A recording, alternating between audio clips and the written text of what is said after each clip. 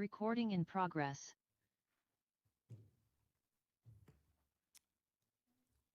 Are we ready? Good evening, ladies and gentlemen. I want to call the Washoe County Planning Commission meeting for Tuesday, November 1st to order. If we could get a roll call to establish a quorum, please. Yes, Sarah Savilchik, Here. Francine Donchik, Here. Michael Flick, Here. Daniel Lazareski did indicate that he would be absent tonight. Yes. Kate Nelson, Here. Rob Pierce, Present. Pat Phillips. Here. We have a quorum. Thank you, ladies. Rob, would you lead us in the Pledge of Allegiance, please?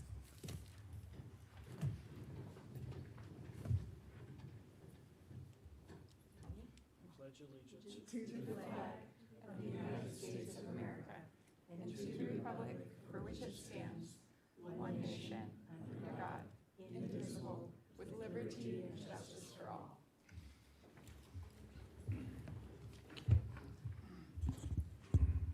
Ms. Gustafson, if we could have the ethics law announcement, please?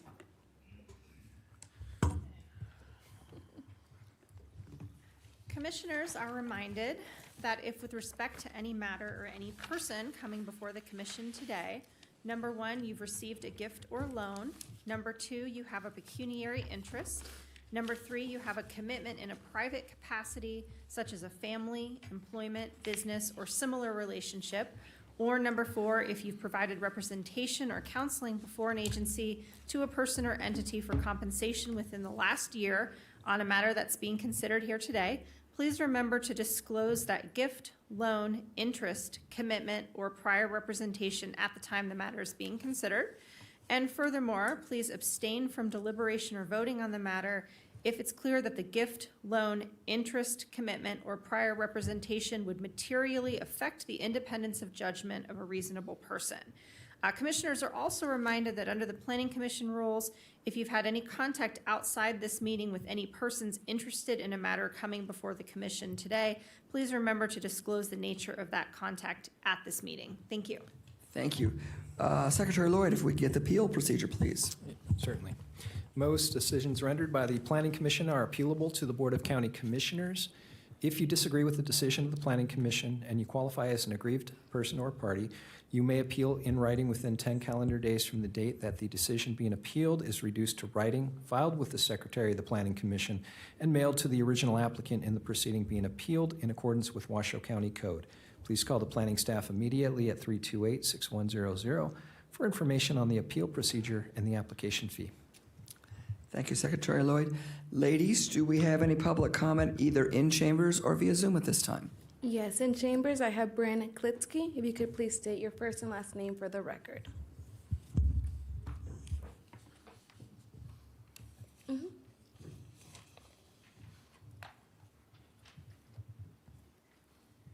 Good evening, Bryn Klitsky, Silver Circle Ranch in South Reno.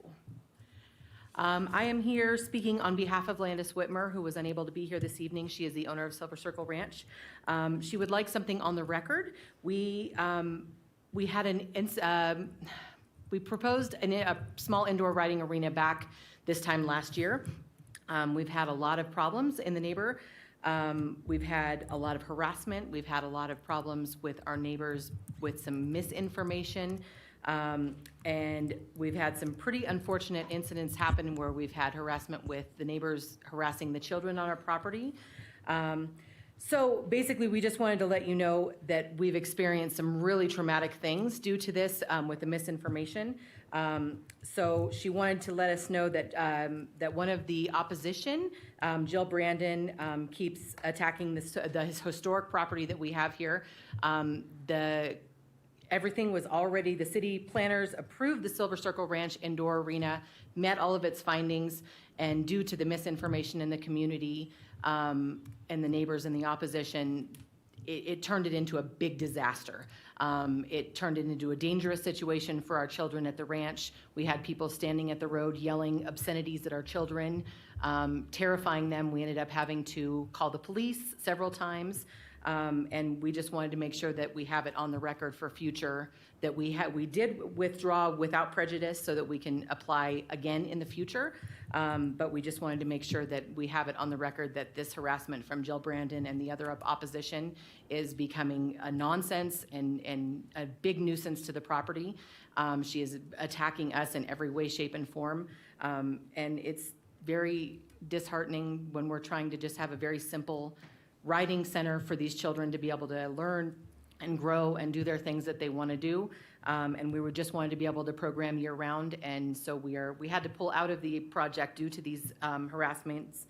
So we just wanted to have that on the record and make sure that you guys were understood that we are very sad to have to pull out. And that was pretty much all we wanted to say. So thank you. Ladies, any more public comment at this time? I have no further public comment in chambers. And I have no hands raised via Zoom. At that point, I will close public comment and move it on to item 6, approval of the November 1st, 2022 agenda. Do we have a motion? This is Rob for the record. I move that we approve it as it stands. Do we have a second? Pat Phillips, second. Okay. All those in favor? Aye. Thank you, ladies and gentlemen. Moving on to item 7, approval of the October 4th, 2022 draft minutes.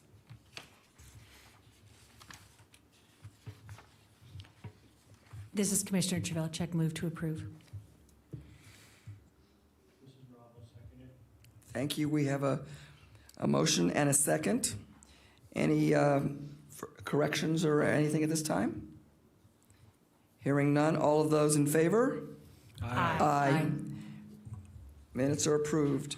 We moved into public hearings, where our first case is the abandonment case. If we could get Secretary Lloyd to read this for us, please. Absolutely. This is abandonment case number WAB 220012 for hearing, discussion, and possible action to approve an abandonment of Washoe County's interest in 3 33-foot wide government patent access and public utility easements along the northern, western, and southern property lines of parcel APN 142-24213. Representing Washoe County in this matter is Planner Kat Oakley. Okay, Kat, before we get started, I want to ask if there are any disclosures by commissioners, either ethics or ex parte at this time. Hearing none. Thank you, Kat. Kat Oakley, Washoe County Planning. The case before you today is an abandonment request from Harry and Paula Wilson on their residential property at 3315 Mount Rose Highway, which, as you can see, is not exactly adjacent to Mount Rose Highway, but is in those government tracks between the highway and Arrow Creek Parkway. This property is 2.5 acres. The surrounding parcels are of similar size and developed with either single-family dwellings and accessory structures, or are vacant, and in many cases are federally owned lands. It falls within the Southwest Truckee Meadows area plan and is split zoned, so there's 32% high-density rural zoning and 68% general rural. The request specifically is to abandon the county's interest in 3 33-foot right-of-way easements, one on the north, west, and then south border of the parcel, and then public utility easements on those same borders, the north, west, and south. To put that in picture form, here it is. The yellow ones are the ones they're requesting to abandon our interest in. The red one will remain and is where the existing access to the lot is, as you can see there on the aerial photo. So a little bit about the lot itself. There are some significant slopes on the west side of the lot. Essentially, Whites Creek runs along that border, and then beyond it, it goes up into basically a small ridge. And so that makes it less suited to the development of those access easements, and they haven't been developed up to this point in time. There are existing accesses to all parcels that are potentially impacted by the right-of-way abandonments, which I'll show you in a second. And then for the utility abandonments, we sent it out to comment to utility agencies, our partner agencies, and heard back from AT&T saying that they need to retain their interest in the southern utility easement because they have some existing lines there, which you can see in that picture. And then also heard back from Washoe County Division of Engineering and Capital Projects that they would like for us, the county, to retain our interest in all 3 of those utility easements. So here is just a figure to show where the existing developed accesses are. The orange ones are the ones that are developed, and the red ones are being proposed to be abandoned. As you can see, all of the lots have an access that's already developed, so the abandonment of those 3 other easements wouldn't impact potential access to those sites. So, like I said, heard back from 2 agencies, AT&T, Washoe County.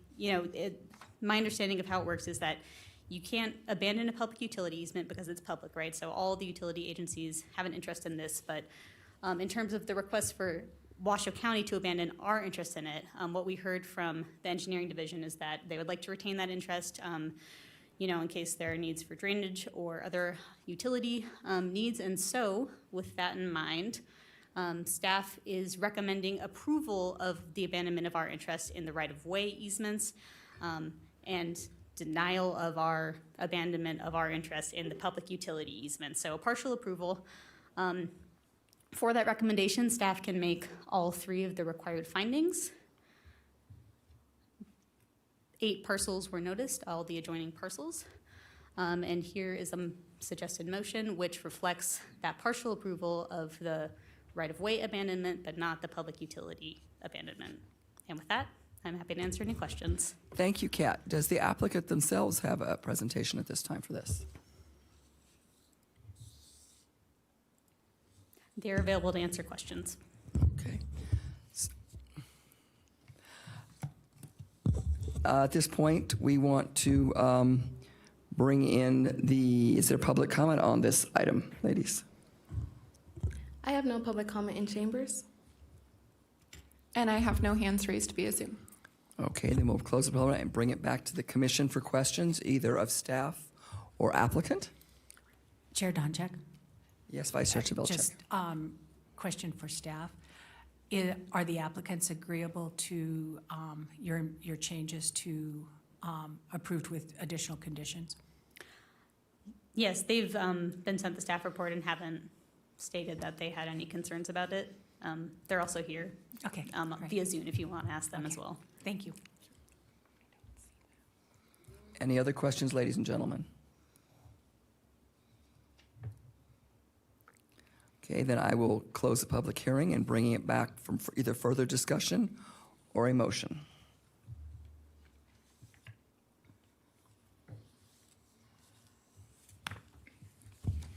This is Rob for the record. I'll make a motion. Hope this is right.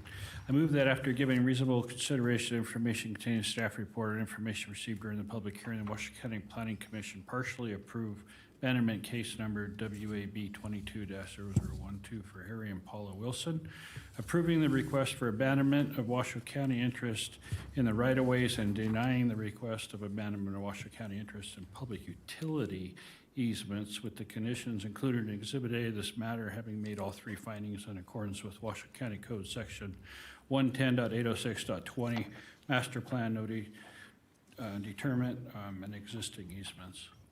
Thank you, Rob. Do we have a second? Commissioner Nelson will second. Thank you. We have a motion and a second. Any further discussion? Hearing none, all those in favor? Aye. Thank you, ladies and gentlemen. Motion approved.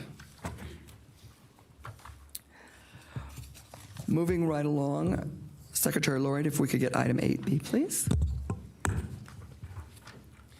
Okay, this next item is tentative subdivision map, case number WTM 013, and special use permit case number WSUP 220010 for hearing, discussion, and possible action to for a tentative subdivision map to divide one parcel of 72.8 acres into 24 lots with lots sizes ranging from 2.01 to .29 acres.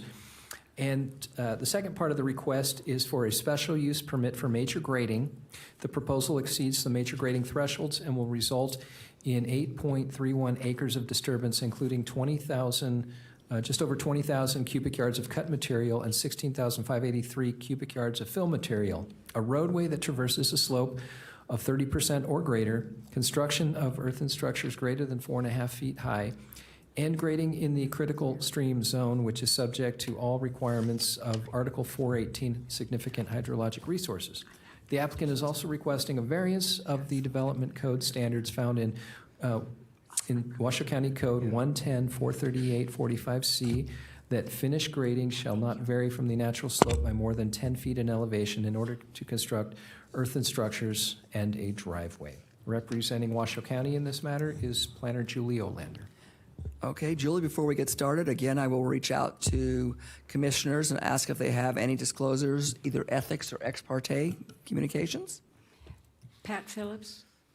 I must recuse myself.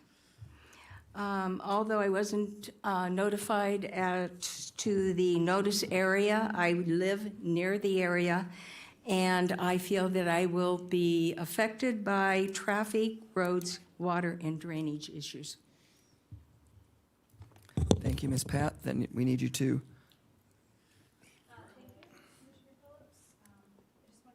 You can leave the chambers and wait outside, and then when this item is over, please someone remind us to go get Commissioner Phillips. Bring her back in? And bring her Yes. back into the room. While we wait for Ms. Pat to be able to leave the room, are there any further disclosures? All right, thank you. We'll give Ms. Phillips a chance to get out of the room first before we start.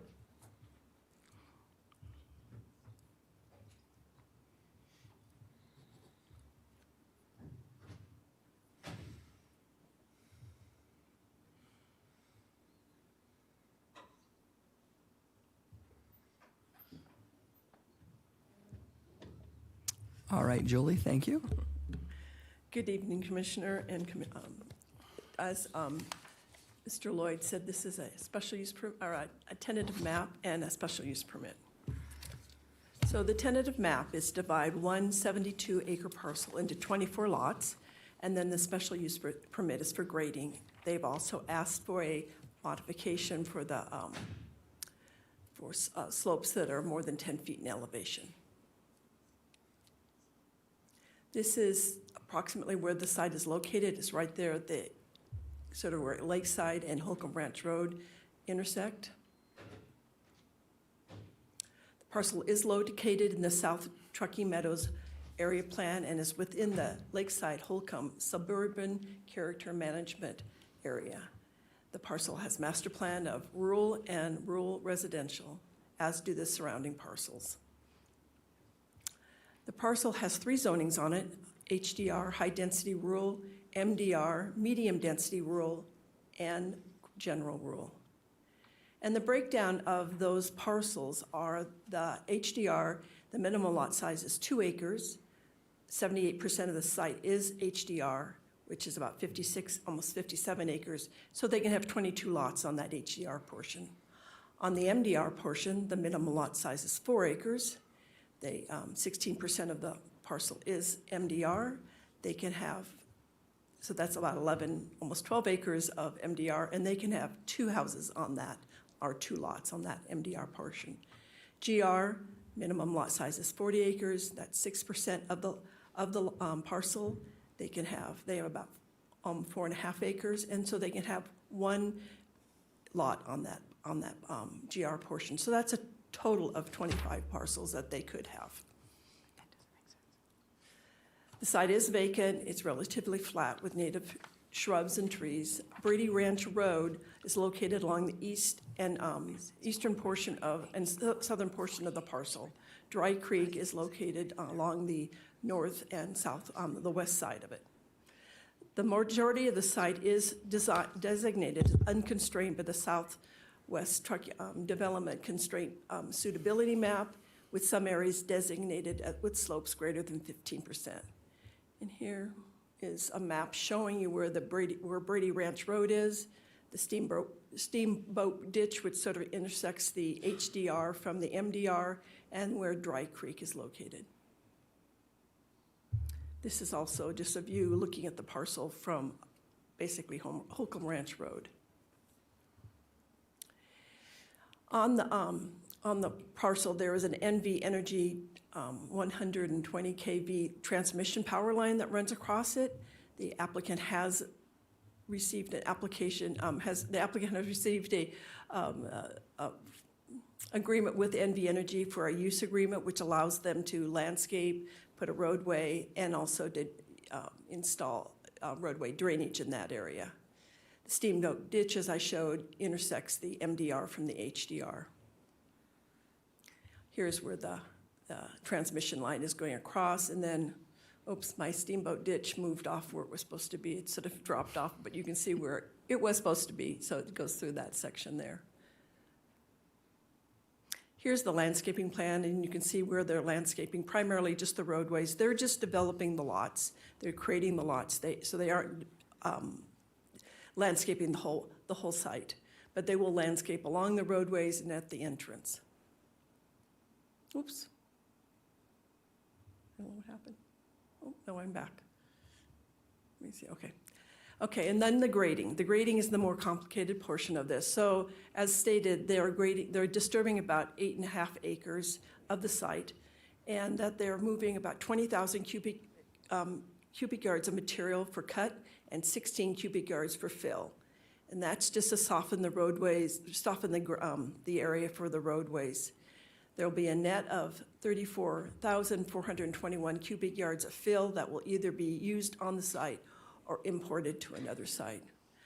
There is a roadway that's proposed on a slope that's 30% or greater, and that's one of the reasons they're getting this, they have to apply for a special use permit for the major grading, and that's on lot 9 and 10, and I'll show you where that is in just a moment.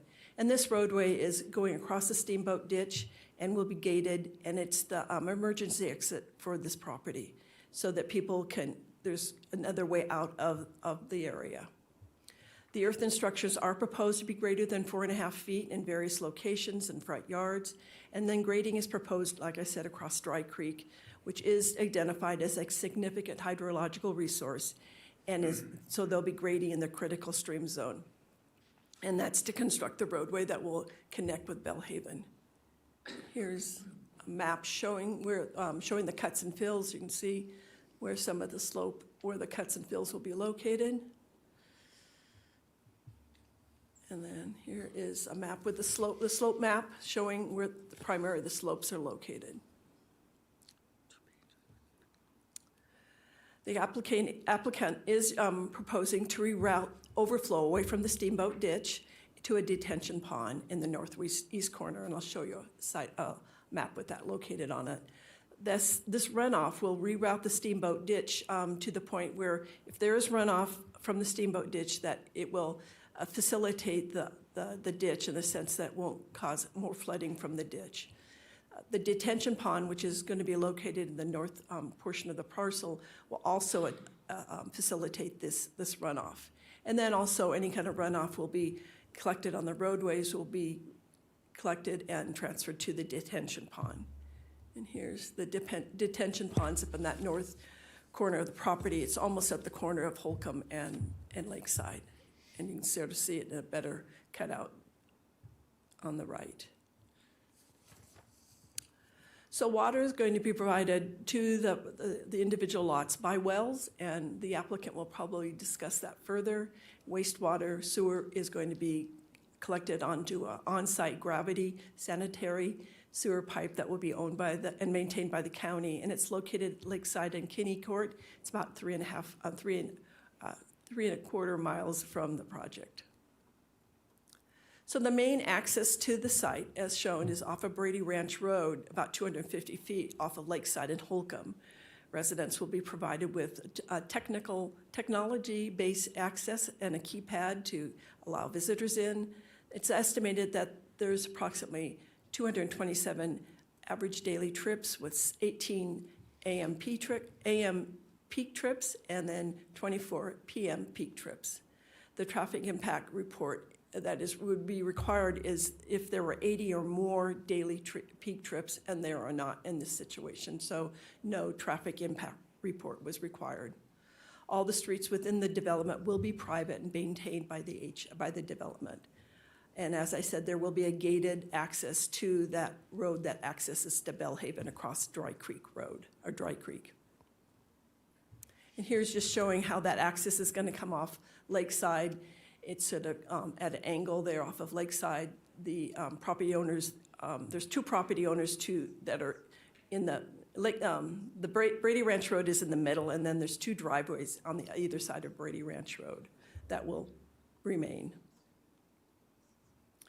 The schools are not going to be overly impacted. According to the school district, they're calculating 3 students that will be added to the Huffaker Elementary School, 2 to Pine Middle School, and then 2 to Reno High School. As I said, this is within the significant hydrological resource because it involves Dry Creek. And there are certain requirements when it is in the hydrological resource. And just to explain what the critical stream zone is, that is all lands and service within 30 feet of the center line of the stream. And then the sensitive stream zone is the area that's about 150 feet from that center line. The applicant did provide conditions, there are conditions of approval that are in the conditions of approval to respond to Article 418. And here's a map showing that a little bit better. So you can see the critical zone is the orangish color. It's only 30 feet, so it's not as prominent. Dry Creek's the blue line, and then the sensitive is the pink, which is 150 feet from the center line of Dry Creek. And there are certain requirements that the applicant is required to respond to, and those are in your staff report. I don't want to go through those individually. They're sort of lengthy, but I'm available for any questions, or the applicant can respond to any questions concerning those. There was a neighborhood meeting on March 9th of this year. It was between 6 and 7 o'clock. There were about 35 attendees. There were numerous questions about traffic, access, wildlife, sewer, and the wells and the impact to existing wells. I'm sure the applicant will speak to that more. And then you also have received some public comment emails. Properties within 500 feet of the site were noticed, and it was 39 notices that went out. Various agencies responded to the application with either comments or conditions. The conditions are included in the conditions of approval. Staff is able to make all the findings, and I have a possible motion. And the applicant is here, and I know he has a presentation, so I will turn it over to him, or you can ask me questions if need be. Ladies, do you have any questions at this time? No, we'll move to the applicant first. Thank you.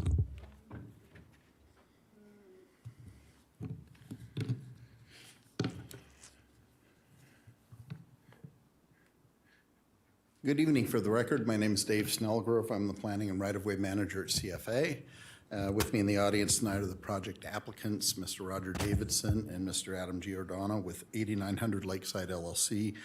Also here and who will be presenter following me is Matt Herrick, a hydrogeologist with Broadbent. We also have Matt Setti, who's an environmental scientist working on the project, Lauren Chilson with Headway Transportation, Sev Carlson, who will also be one of the presenters, who's the applicant's rep as well.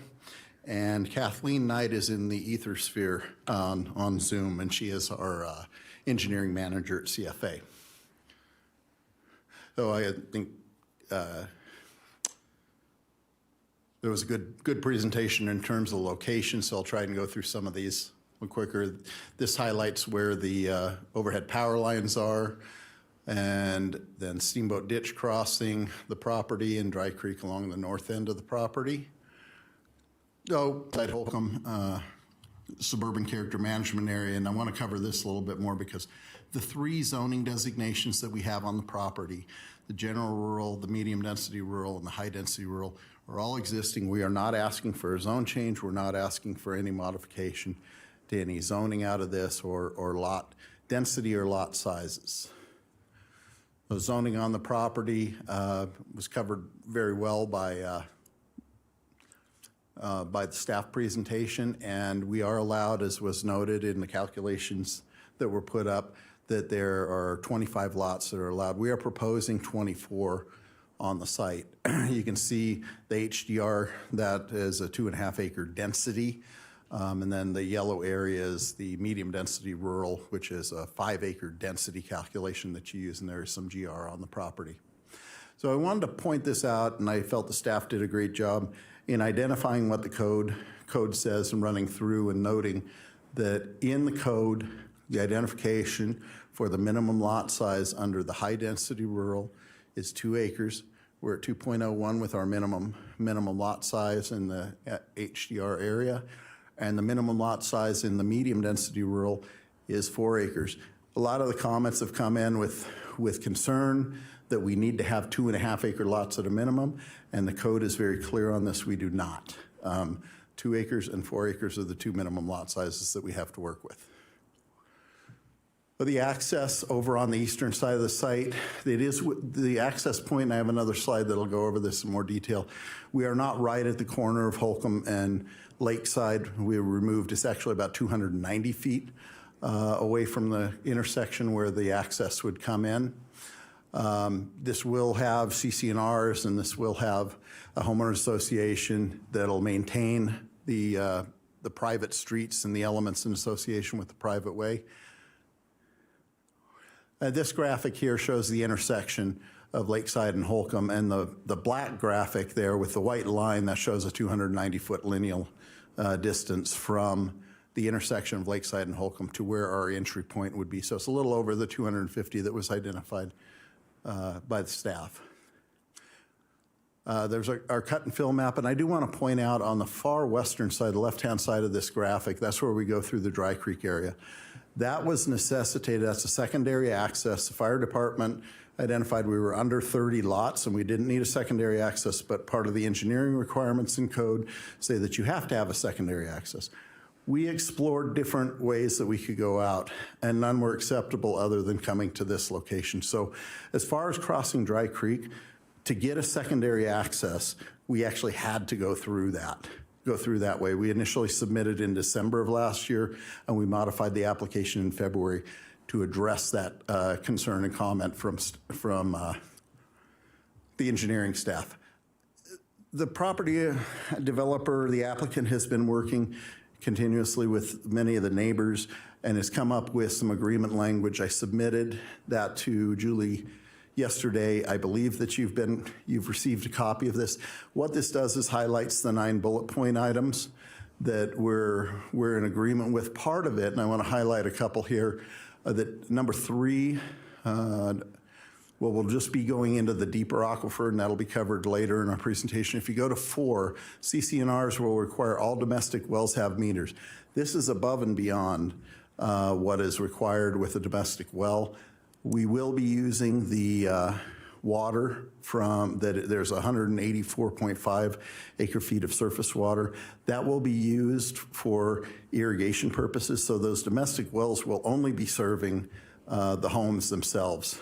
I'm gonna highlight these in condition 1Q of the staff report. There's items that need to be included in the CC&Rs. We are happy to add these into that list if you so choose to in your motion. These items we feel are important. These are items 2, 3, 4, 8, and 9 on our list that you should have in a letter format. We did explore, one of the big concerns that came out of the neighborhood meeting was exploring the option for a community water system. We did explore that with Tumwa.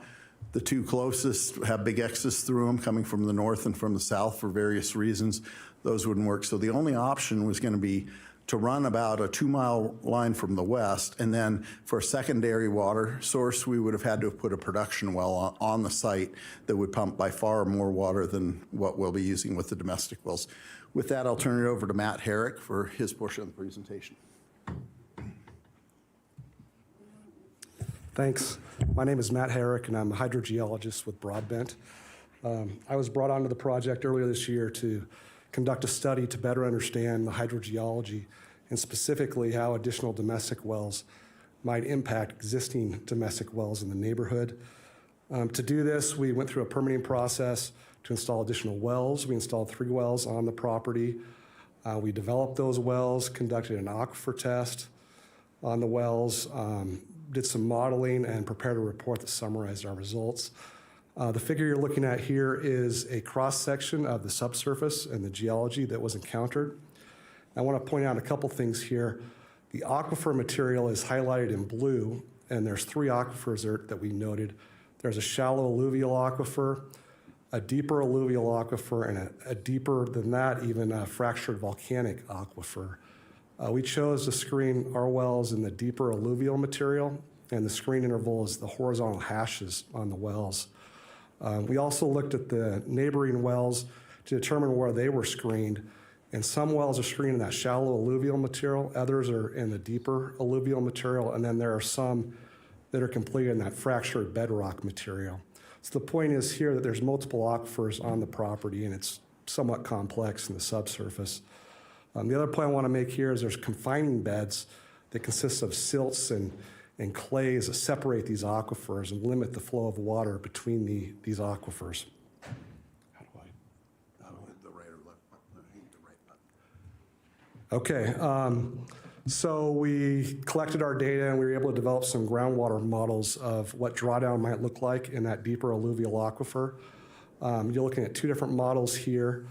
Let me back up a little bit. The purple here defines the proposed property that will be developed.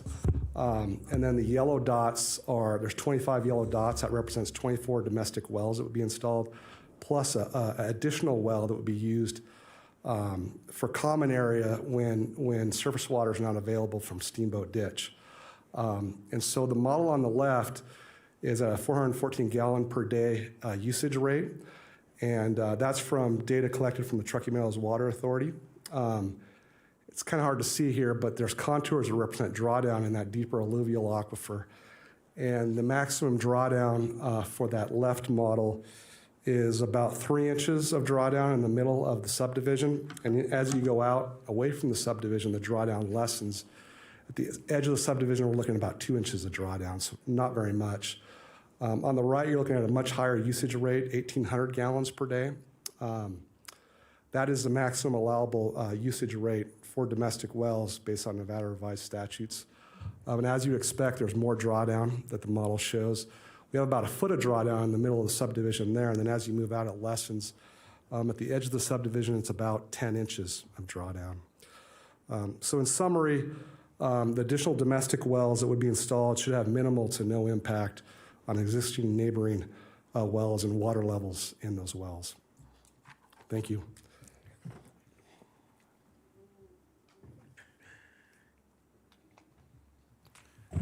Good evening, members of the commission. Sev Carlson, I'm legal counsel for the applicant.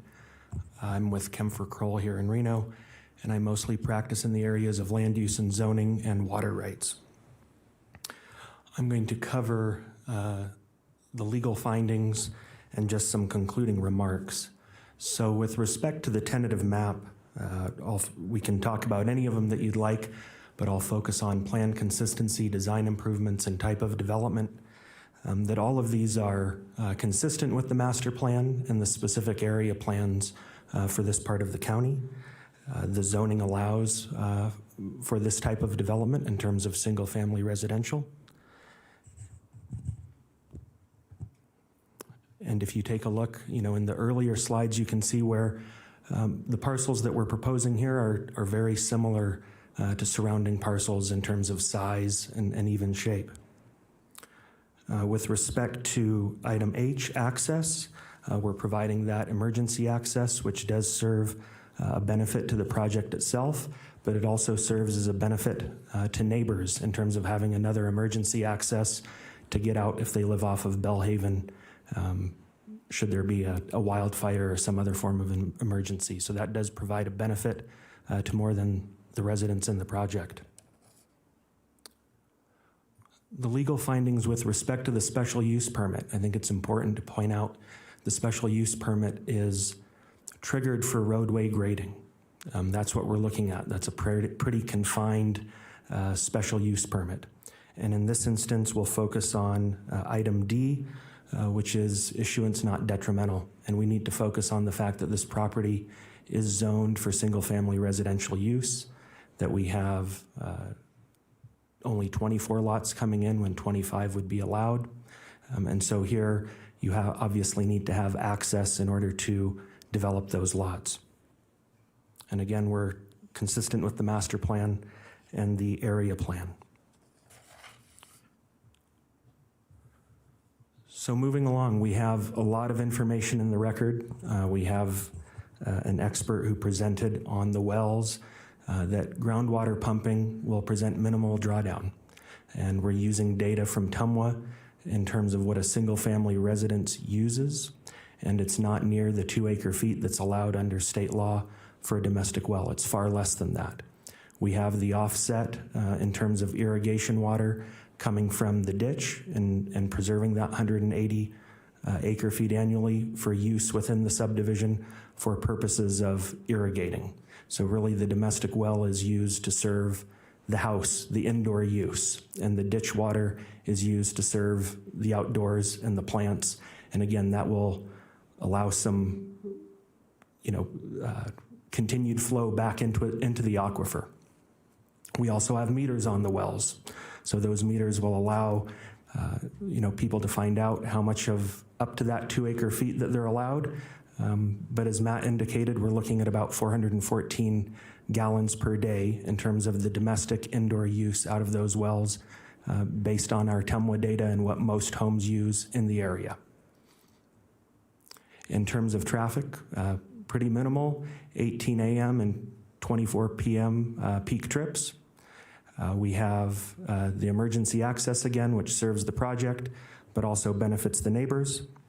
And then we also have the stormwater detention, which gets us to help meet pre-development standards, and it also reduces potential flooding in the steamboat ditch by having that additional drainage and retention available. Again, we have conformity with the master plan and the underlying zoning designations. The lot sizes are in conformance with the code providing for a minimum of 2 acres and 4 acres. And we have development pattern that matches the surrounding area when you look at the maps that are a part of the application. And then we have private streets, so we're not burdening the taxpayers of Washoe County with respect to maintenance. And we're presenting a high-quality custom home development. And these lot sizes, again, are similar to what's in the surrounding area in this portion of the county. So the teams here were available for questions, and we thank you for your time and consideration and ask that you approve both applications. Thank you. Ladies, at this time, do we have any public comment either in chambers or via Zoom on this item? In chambers, I have Kelvin Buchanan. If you could please state your first and last name for the record. And as Mr. Buchanan comes up, I do want to point out that one of the public comments in front of you, the single sheet of paper he had brought in. So that was distributed to the Planning Commission before everyone got here.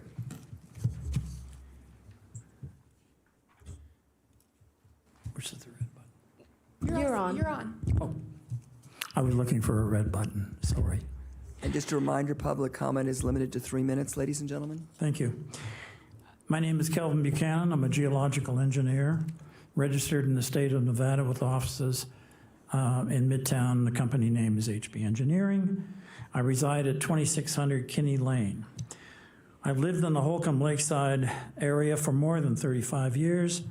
I believe this project should be downsized to a minimum of 5 acre parcels due to traffic concerns pursuant to the following testimony. My testimony at this hearing comes from a different perspective. Beginning in 1983 and continuing through this last Sunday, October 30th, I have run between 5 and 15 miles at least 4 days each week along the Lakeside Drive Holcomb Lane corridor. My training is serious. I have run over 45 marathons during this period, including Boston, Vancouver, and New York. Lakeside Drive, as it approaches the north to the junction of Huffaker Lane, changes jurisdiction.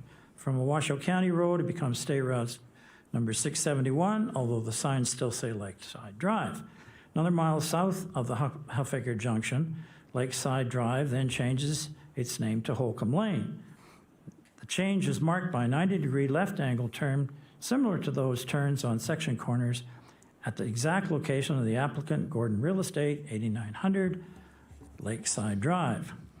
Well, there have always been safety issues for runners and bikers along this 2-mile or so Lakeside Holcomb stretch of road. Given the lack of road shoulders, my experience with safety along that stretch of road has generally been favorable over the years. There was a noticeable change in 2020. One of the nice things about being able to run during COVID was breathing fresh air, but it also made me more observant of my surroundings. And while there was a noticeable lack of traffic on Lakeside Holcomb portion of my runs, the vehicles that were present were moving faster, especially through corners. I thought that when the traffic volume increased, speed would slow, but that was not the case. Instead of slowing down, added traffic volume from traffic now using Thomas Creek as a shortened shortcut to South Reno and vehicles maintaining these higher rates of speed made things less safe for runners like myself and bikers. The contiguous 10-acre property to 8900 Lakeside Drive, fronting on Holcomb Lane to the east, is secured by a high-quality black chain link fence below the road grade. Several times in the last couple of years, vehicles have failed to make the 90-degree left turn and have gone airborne off the road and through that black chain link fence, destroying parts of it. Last September 6th, 2021, a 2019 Cadillac Escalade traveling north on Lakeside lost control, took out grapevines, street signs, and a 4-foot-high Truckee River boulder. Mr. Buchanan, I'm sorry, your 3-minute time limit is up. 100 feet of, thank you, wooden fence and ending up in the middle of the field at 20 Kinney Court. Thank you very much. Ladies, do we have further public comment? Thank you. Yes, next I have Rhonda Schaefer, followed by Bo Sanders.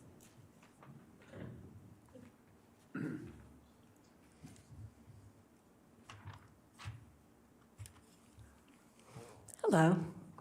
Our neighborhood group, which incidentally includes Jill Brandon and myself, has been meeting with Roger Davison and his associates for the last several months. It's satisfying to work with people who not only listen to our concerns, but also evidenced care as to how their project will affect the neighbors' properties, character of its surroundings, and importantly, water. Both sides listened, really hearing each other's concerns and ideas.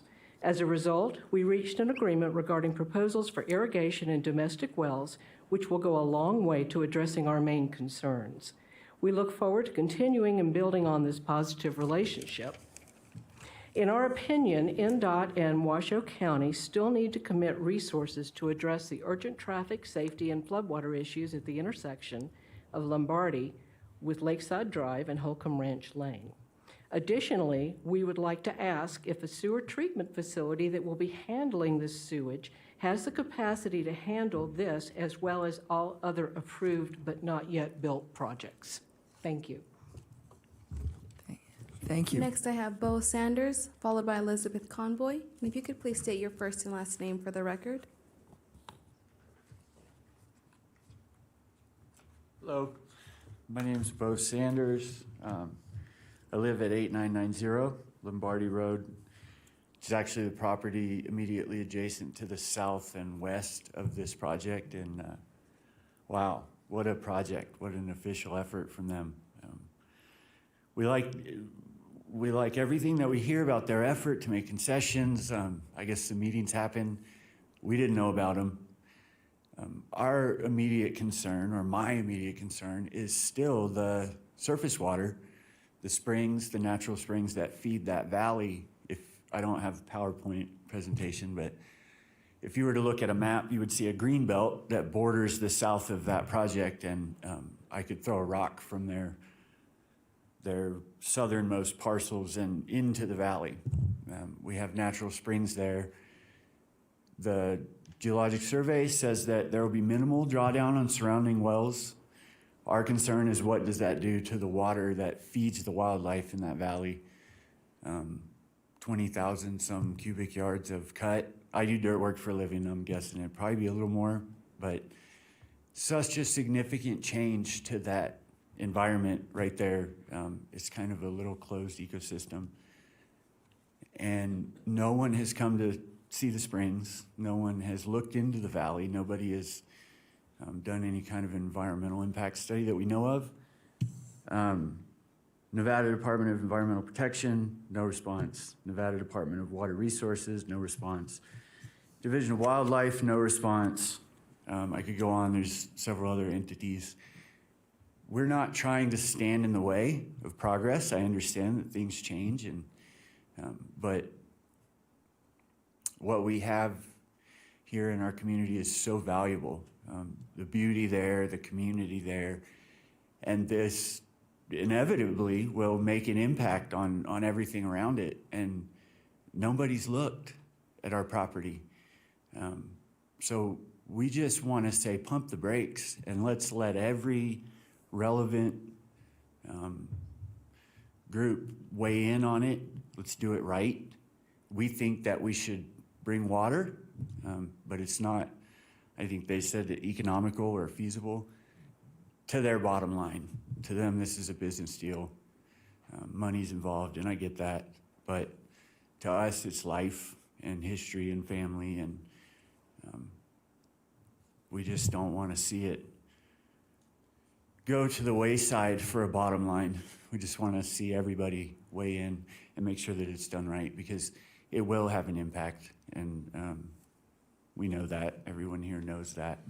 So we just ask that we postpone the decision and maybe make sure that everything is done right. Thank you. All right, thank you. Next, I have Elizabeth Conboy, followed by Marianne Merriam.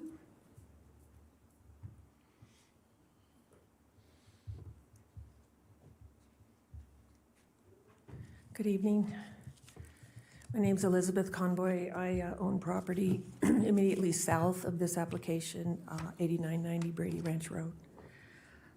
First of all, the 9-point bullet comments that Mr. Snellgrove put up, I would just like to comment, doesn't represent all the property owners out there. I know people have been working different meetings and here and there, but it doesn't represent everybody that lives out there that has opinions about or concerns about this application. First of all, I'd like to ask for clarification on the application that was on the website today. There's been no response from NDOW, Water Resources, or NDOT. I'd like to know if there's been any response from them. According to the master plan, the area Truckee Meadows South master plan, no tentative map can be approved if it involves more than 10 acres. If there has not been any comment or input by NDOW on the impact to the application. So I'd just like to know if NDOW has weighed in. Some comments that was just made by Mr. Sanders go to this point, the impact of the wildlife just to the south of that. The staff comments, there's a lot of consistent with goals and policies and staff comments, but I would just like to comment that it's not consistent with a lot of the property owners in the area. I've read the character statement of the master plan and the Southwest Truckee Meadows area plan, and it's a high bar. So I would hope all of you want to still meet that high bar for the environment and the fragileness of it, and in consideration of this application. Just some of the conditions of approval that I would like some clarification on. There's supposed to be streetlights in this application along the road. There's one streetlight, and it's at Lakeside Drive and Holcomb Ranch Road, so we don't have streetlights out there. So I'd just like to know what streetlights are going to be along the road in the development. There's future expansion possibly for the sewer system that may be brought in. I'd kind of like to know a little bit more about what future expansion for future developments.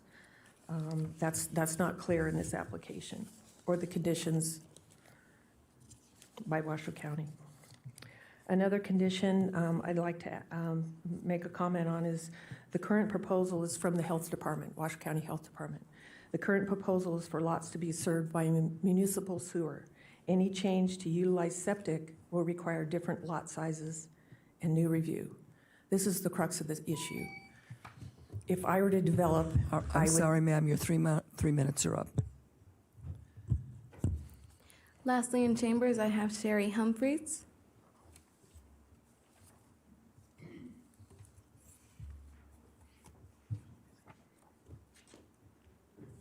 Good evening, Commissioners. My name is Marianne Merriam. I live at 8600 Lakeside Drive, and I urge you to vote no on the present configuration of this proposal.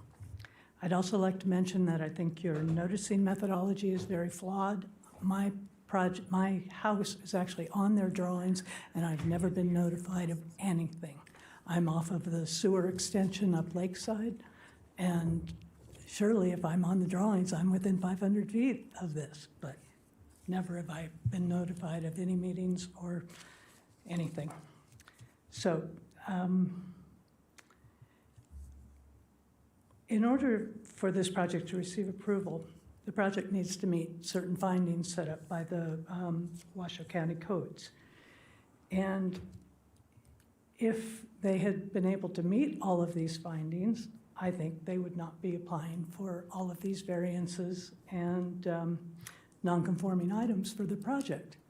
Isn't that why we have ordinances and project rules? They're exceeding major grading thresholds. They have a 40-foot and a 60-foot high slope on this, way up at the top, that we're all gonna have to look at. It's gonna be really ugly. It makes no sense. So they have slopes greater than 30%. They have earthen structures well over 4.5 feet tall if they're going 40-foot and 60-foot high slopes. Finished grade varies by more than 10 feet above the natural slope, a lot more than 10 feet above natural slope. The site is not physically suitable for the development proposal. It's not consistent with county standards and policies. Utilities are not available with it without being injurious to the adjacent property owners. Over the use of water, detrimental to the character of the area. I mean, nowhere do we have huge slopes like that. Even as shown on the drawdown model plan, it does affect off-site. I have a shopping list of things. The 2.5 acre minimum lots should be based on net density, not gross density. They need to add a left-hand turn lane, or there are going to be a ton of accidents. I go around that corner every day, probably 4 times, and I'm only one car. If they've got 24, 48 cars in there and they're doing 4 trips a day like I do, their numbers are way off on the traffic count. They need to reconfigure the slopes to eliminate 40-foot and 60-foot high manufactured slopes. I say build fewer lots to minimize water consumption, work with the health district to be able to have septic systems. I'm sorry, your 3 minutes are up. Which one? Lastly, I have Sherry Humphreys.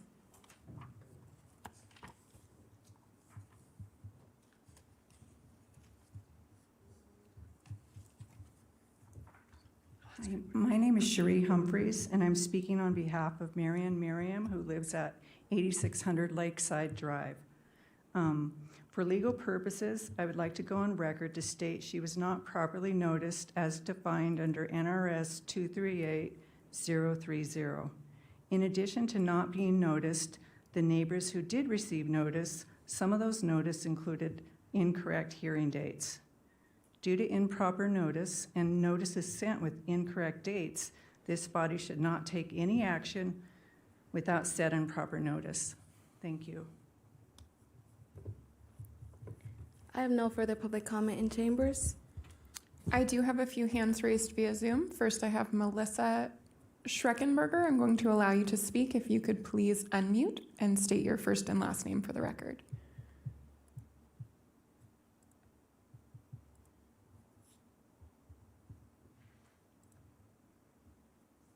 Melissa, if you could please unmute.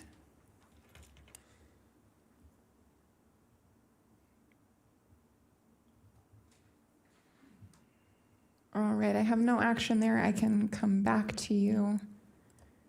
I have Diane Becker. I'm going to allow you to speak. If you could please unmute and state your first and last name for the record. Excuse me, I was actually wanting to speak on the item regarding the amendment of the Tahoe area plan. I thought I'd lowered my hand. I think I did it wrong. I apologize. Not a problem, Diane. I will come back to you when we get to that item. Thank you so much. All right, Melissa, we're going to try one more time.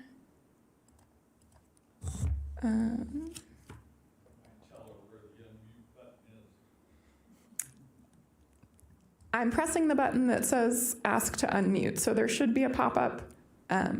Unfortunately, I can't do much more than that.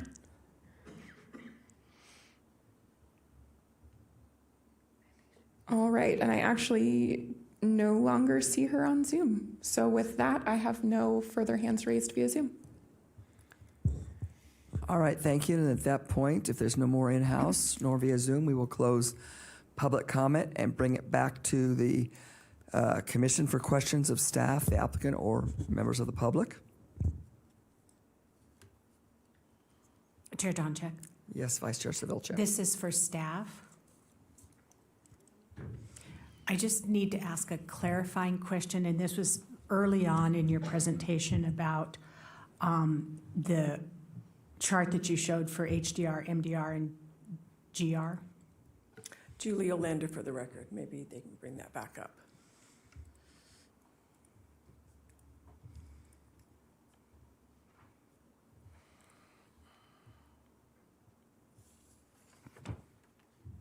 Is that chart? Yes, thank you. Thank you, Julie. So when you say general rural, the minimum lot size is 40 acres, and you say 6% of this site is in general rural with a total acreage of 4.37, but you say there is one lot allowed. I'm trying to understand the math. There would be one lot allowed on that because we can't prohibit them from building a house on it. However, just how the GR, the other way, how the GR is laid out on this property, they didn't get 40 acres of GR on this parcel. So at some point, when the GR was created on this parcel, it was maybe possibly under the old zoning, which would be A, maybe agricultural 1 acre, maybe 1 acre, 2 acres, I don't know, I'm not sure. Okay. The other thing is we did go through and made a update when there were areas that were in sort of sensitive areas. Then in those areas were zoned GR. So there's probably various reasons how a little section could be GR. Okay. But if they had if that was just one parcel, they could build a house on it, yes. Okay. And then the applicant is saying 24 lots? Well, there are, oops, I keep going the wrong way. There is a possibility of 25 lots. They're only asking for 24. Okay. But if the math equals 25, so you have to show the 25 lots. Okay. I may have more questions, but I'll wait and see what other commissioners have. Thank you. Should I stay up here? I mean, probably. Any more questions? Chair Donchek, I have questions for the applicant. Okay. Actually, the gentleman from Broadbent, please. Yes, Matt Herrick. Thank you. So each well is allowed 1,800 gallons per day, and that's being taken out of the mid-aquifer, correct? Correct. When you did your analysis, how did you determine, actually, let me back up. So the 1,800 gallons per day is just for domestic use, not for landscaping, correct? That would include irrigation if you were using the well for irrigation purposes, landscaping. However, the applicant's asking to use a majority of the water from Steamboat Ditch to use for common area irrigation and private irrigation as well. So the two model results I presented, I maybe didn't emphasize just enough on there, but the lower, the 414 gallons per day is probably more realistic because the water that will be used from the wells are primarily going to be in-house consumptive use, flushing toilets, doing dishes, and not irrigation of trees or shrubs or grass. That will come from the ditch and the surface water rights. So did you analyze how much water gets recharged back into the aquifer when this, taking into account that there's going to be public sewer? You mean the lack of recharge as a result of, that calculation was not done, although that's not occurring today as we speak. There's no recharge from existing septic tanks on the parcel. No, but they're irrigating it. Correct. So 100% of that irrigated water is going into recharging the aquifer. Correct. And the plan is to use those existing surface water rights for continued and ongoing irrigation. One more question on, let's see. I guess this would be for the applicant, Dave. Thank you. So regarding the public sewer system, has there been any analysis done in regards to the capacity of this sewer treatment plant today and with all of the approved development? Our understanding, and this will ultimately go downstream to a sewer system that is controlled by Washoe County, Reno, Sparks. Our understanding is that there is capacity within that system to handle this. There is an existing sewer line at Kinney Court that we can make gravity flow to. Everything that I've heard is we're fine with that, and that'll have to be proven out. All these conditions of approval will have to be met, and that'll be one of those before they can get a final map. So I don't have a direct answer for you. I don't know if Kathleen's online. They did a sewer report. Kathleen Knight is on the Zoomosphere, and she may have some additional information. She is our engineering services manager. Thank you. Apologies, give me just a moment. I saw her. Oh, there we go, hand raised.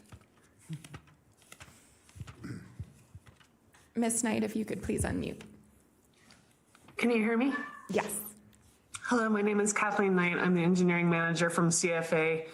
As Dave Snellgrove stated, we did a sewer study for the line in Kinney Court, and we were able to gravity the sewer from this project down Lakeside Drive into the existing line in Kinney Court. And based off of the flows that we were getting from this site, we were not negatively impacting that existing line, but we only designed it down to the existing line in Kinney Court. We did not take it all the way to any full facility. Thank you.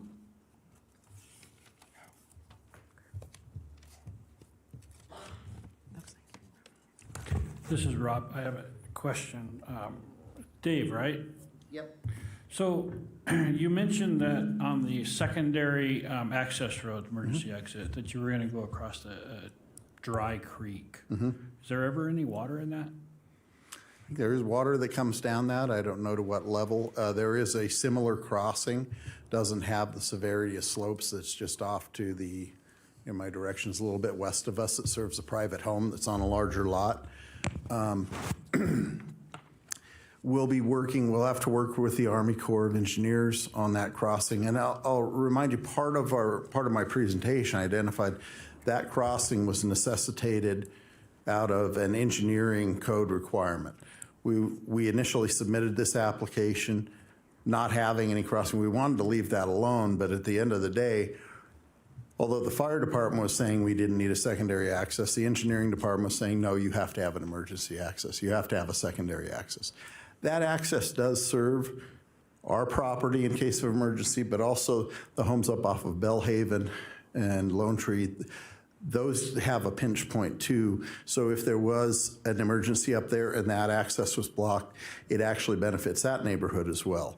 That's just off to the east. We know that that's going down a steep slope. I know that traversing that steeper slope is not something that's typical. However, working with your zoning code or your grading ordinance, it's really, really challenging to present a project that doesn't have trips to thresholds. You could have maybe a half-acre lot that you're going to do some work on. You might be able to steer clear of it. But most things that you have come before you have some aspects of grading to them if they have any size at all. That's what we're looking at here. So I'd love it if we didn't have to do that. But this was coming out of the engineering department and the codes relative to engineering and serving a property. Fire didn't have the concern you have to be at 30 lots.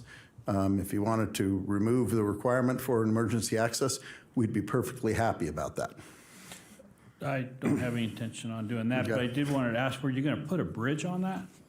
There will end up being a crossing that goes over, and if Kathleen's online, they've been working on some initial designs to that to cross over it. And this will emulate what's been done upstream, maybe 500, 700 feet for the crossing of the driveway. Kathleen, if you may have any more to add in terms of how we'll be crossing Dry Creek, that would be appreciated. Again, this is Kathleen Knight. Yes, we will be using a large like box culvert structure to take the water that's in that creek bed.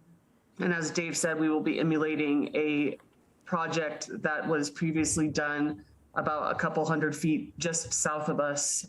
So we will have a similar size structure that we will install and create a bridge-like structure across for the emergency access.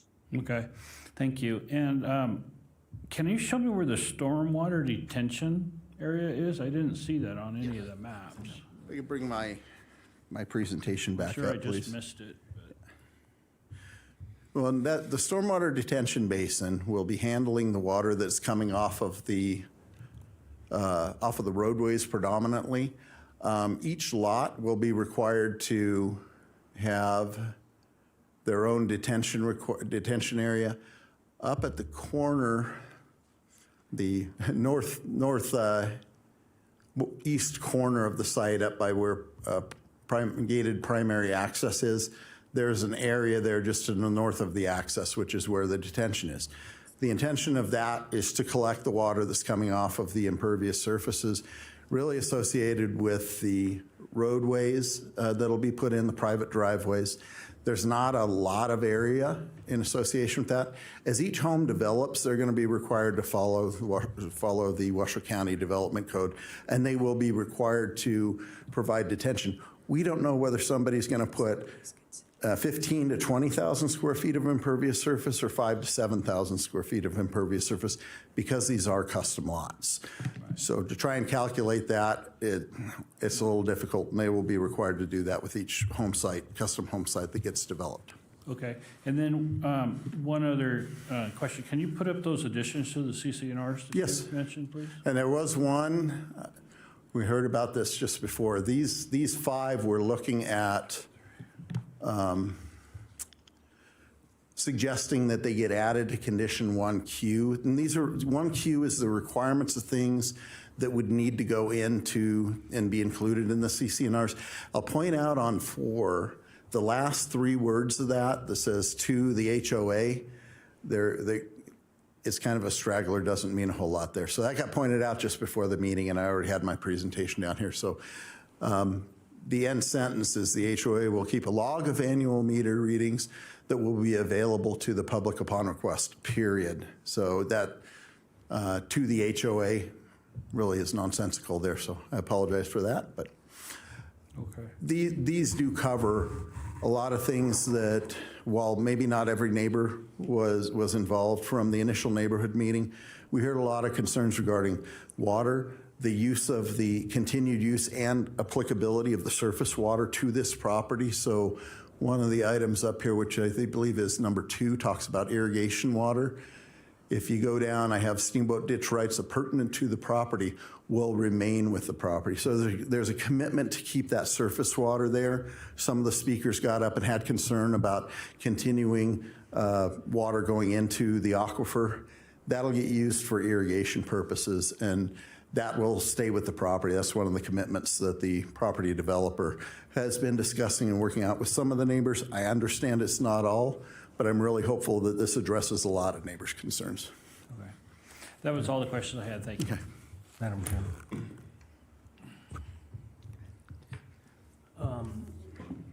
And one of the, well, I think it was a couple of the letters of concern from the people there was dealing with the sewer lines and installing the sewer lines. Do you have a reimbursement agreement for future hookups as far as that line is concerned? I've dealt with the utility, again, for the record, Dave Snell grew up with CFA. I've dealt with the utility companies, actually worked for a utility company that worked under Rule 9, which has some reimbursement agreement. I'm not sure if there's any reimbursement agreement. This would be on the nickel of the developer, and I don't know if there's any other hookups that would have to pay in to tap in. There will be some properties that are directly adjacent that if their leach field and septic systems were to fail and they couldn't reestablish, they could connect, and it would be a quick and easy connection because it's very close to them.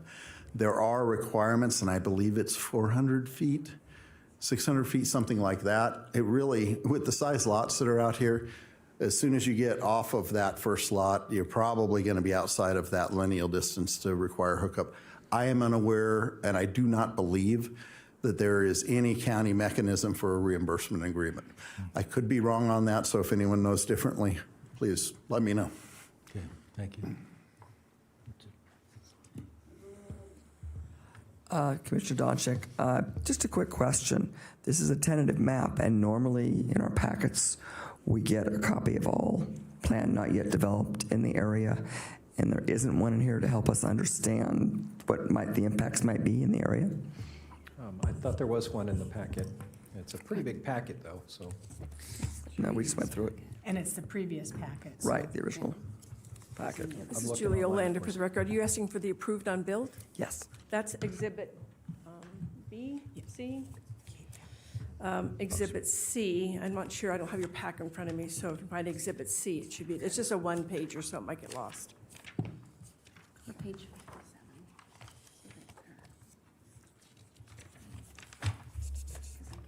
Okay, it got lost in here. Thank you, Julie.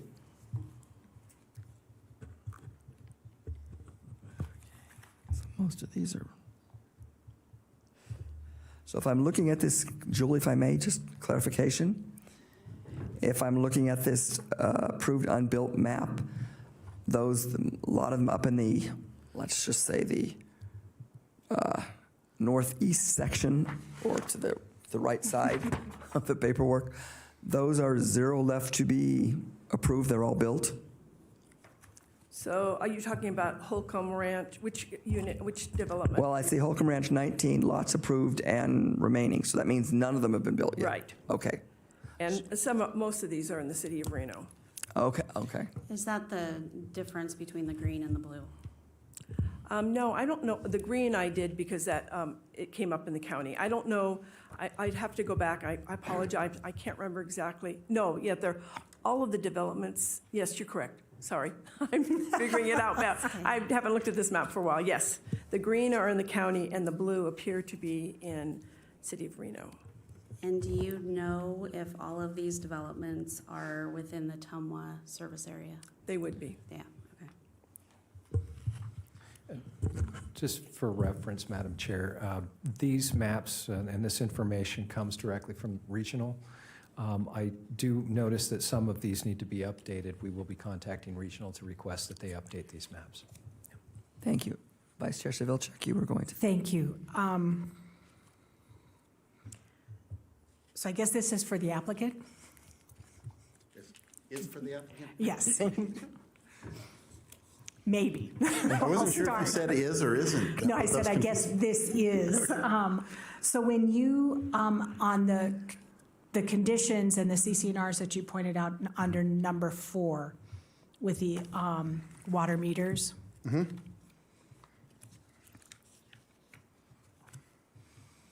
And you said that that will be maintained by the HOA. What is in place for a homeowner that's under the jurisdiction of those CC&Rs and HOA if they exceed 1,800 gallons a day? Well, they're basically breaking state law at that point.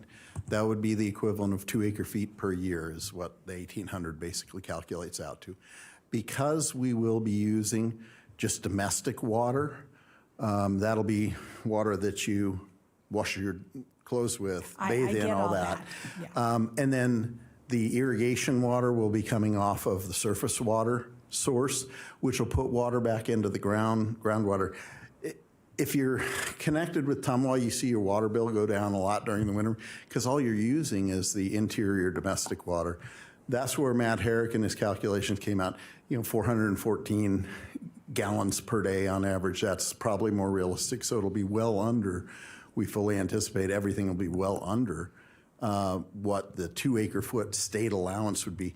Part of this is to make sure that there's something, putting these into the CCNRs would make sure there's some enforceability, which we heard a lot from residents, and we're trying to make sure that we live up to our word and they understand that we're sincere in what we're trying to accomplish with putting these into the CCNRs, know that we're trying to make them so that they are enforceable. I spoke with Julie about these yesterday. The other ones that I didn't highlight, those probably don't make as much sense in the CCNRs, but we really did feel that these would. If you so chose to add them, we'd be fine with adding those to condition 1Q. So when we heard from the hydrologist, when you said that you worked on 441 gallons, 414, yeah. or 414 or whatever it was, and then but by law, they're allowed 1,800 gallons per day. So where is, if this project has a detrimental effect on existing wells, how will this be mitigated? Well, I would anticipate that any well is going to have a certain degree of drawdown. I'd like to have Matt Herrick get up, and I don't know if you've got any answer. Sev, you deal with water law, so well, have you answered that? Sev Carlson for the record. So in terms of typically domestic wells don't have meters. We're offering meters on these domestic wells. Typically, if you have other wells that are owned and operated by Tumwa, industrial wells, those all have to have meters. They have to log the usage. They report that information to the state engineer to perfect the right. So we have domestic wells that are going to have meters. If there's pumping in excess of 2 acre feet on any one of these domestic wells, the state engineer has full enforcement authority with respect to those well owners. In terms of if there's an impact, a neighbor can bring a complaint to the state engineer. Typically, if you see drawdown in another well, and these are, so we kind of have two different creatures, right? You have a permit to appropriate, which then the state engineer is looking at that application to appropriate. But a domestic well doesn't require a permit to appropriate. It's a creature of statute. So really the recourse goes through the state engineer's office if a neighbor were to feel that pumping of one or all of these domestic wells has an adverse impact on their well. And the question comes down to the science. Is it the pumping of these wells? Is there something wrong with one of those other wells? And I'm not looking to pass the buck, but it's this point of where we have a right under state law to drill a domestic well for up to 2 acre feet a year. Many of these homes have those same type of domestic wells. We're offering something that's not required under the county code, that's not required under state law, and that's the installation of a meter. We're offsetting, the 414 gallons per day from Tumwa includes a traditional single-family residence. Most single-family residences in the Truckee Meadows have an outdoor component and an indoor component to them. We're offsetting that outdoor component of use through the surface rights from the ditch. 180 acre feet that's appurtenant to the property, will remain appurtenant to the property, will not be stripped from the property. So the 414 is our conservative number. I would submit that it's an extremely conservative number because we have the surface offset. If there were to be a lot owner in this subdivision that used all of the surface water that's allocated to their lot and exceeded the 2 acre feet from the domestic well, anyone in the neighborhood can file a complaint with the state engineer for pumping in excess of the statutory right. So it's complaint driven. So when you say that you're doing monitoring, you're putting well meters on there, that feels like a feel-good statement because it doesn't feel like you're going to enforce it. So if my well is adjacent to theirs and so Francine's drawing her 2 acre feet, and my well is impacted, I have to complain even though you have the data on the meters. And we're at the tentative map stage. I Commissioner. understand that, but and I would submit I'd be happy to discuss with my client an enforcement mechanism under the CCNRs for an additional, I'll say, level of protection in terms of an HOA can require you to cut your lawn, to pull your weeds. The HOA could develop a fine system relative to use in excess of the 2 acre feet. I can't make that concession or that offer at this moment, but I'd be happy to confer with my client. I'm just putting it into the record that you say you have standards to follow with, that you're metering wells, but there doesn't seem to be anything going from there. And I know we're in the tentative map, but I just want it on the record. And that's fair, but I think enforcement can come of one of 2 ways. Through the HOA. HOAs enforce their rules and regulations on a daily basis. Ask homeowners who live in an HOA, they're probably not always complimentary of their HOA. That's one enforcement mechanism. The second enforcement mechanism is the Office of the State Engineer.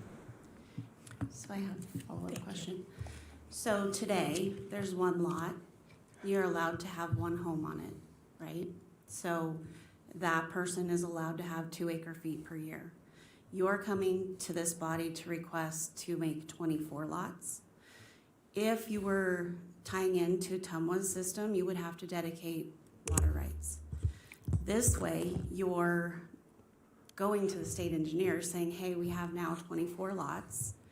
So each lot now has 2 acre feet per year to utilize.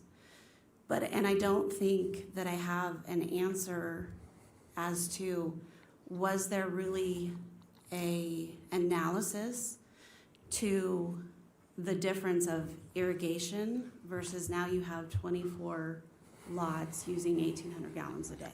So under the county code, since we're using, and this doesn't happen everywhere in Nevada, but under the Washoe County Code, we are required to relinquish 2 acre feet of groundwater per domestic well. So we have the surface rights, separate bucket, 180 acre feet approximately. It's appurtenant to the property, will remain appurtenant to the property, will only be used for irrigation outside. With respect to the domestic wells, if we were in Elko County, I would not need to relinquish 2 acre feet to drill a domestic well. Because we are in Washoe County, the Washoe County Code requires the developer to relinquish 2 acre feet of groundwater per domestic well. My client has obtained sufficient groundwater rights to relinquish 2 acre feet for each domestic well that's contemplated under the tentative map.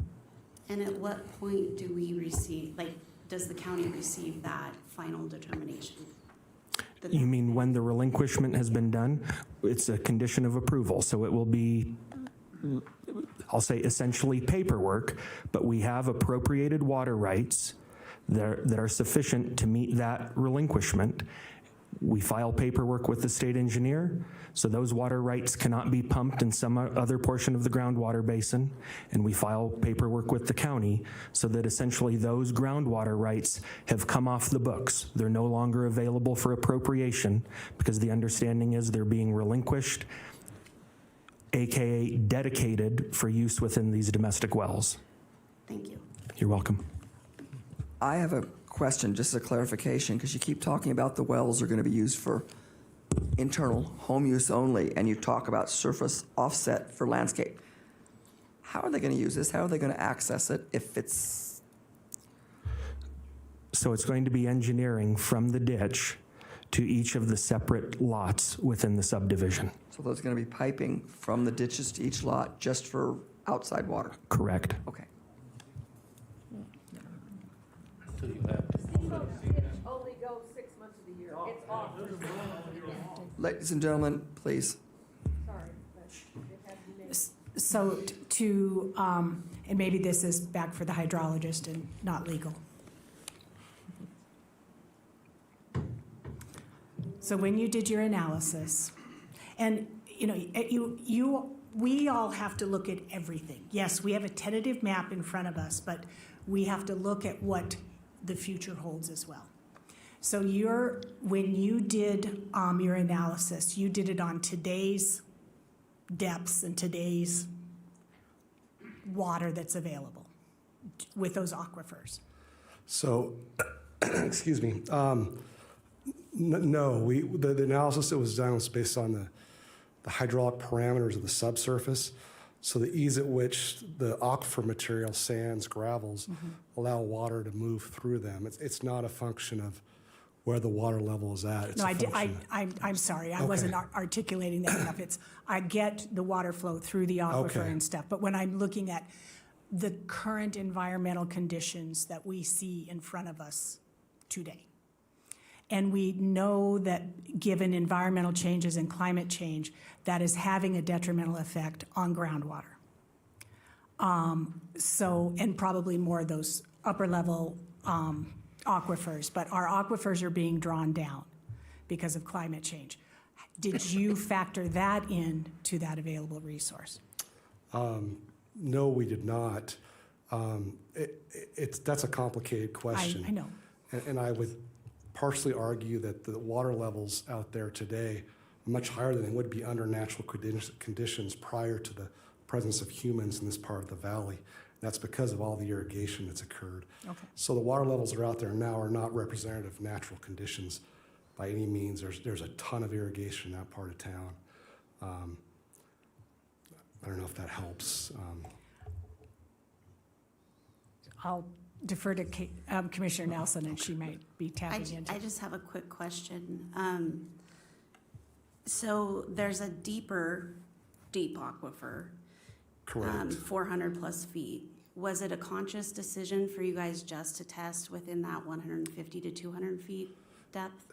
Yeah, so the two shallow aquifers are alluvial material. It's erosional material that comes off the mountain range, sands, gravels, silts. That deeper aquifer is bedrock, if you will. And those wells that are screened out there in that deeper aquifer are up on the hills or the ridges, and there is no alluvial material there.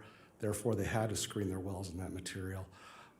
Bedrock, generally speaking, does not provide the ease for which groundwater can flow through the subsurface, so it's not nearly as transmissive, it's not nearly as productive as a water resource.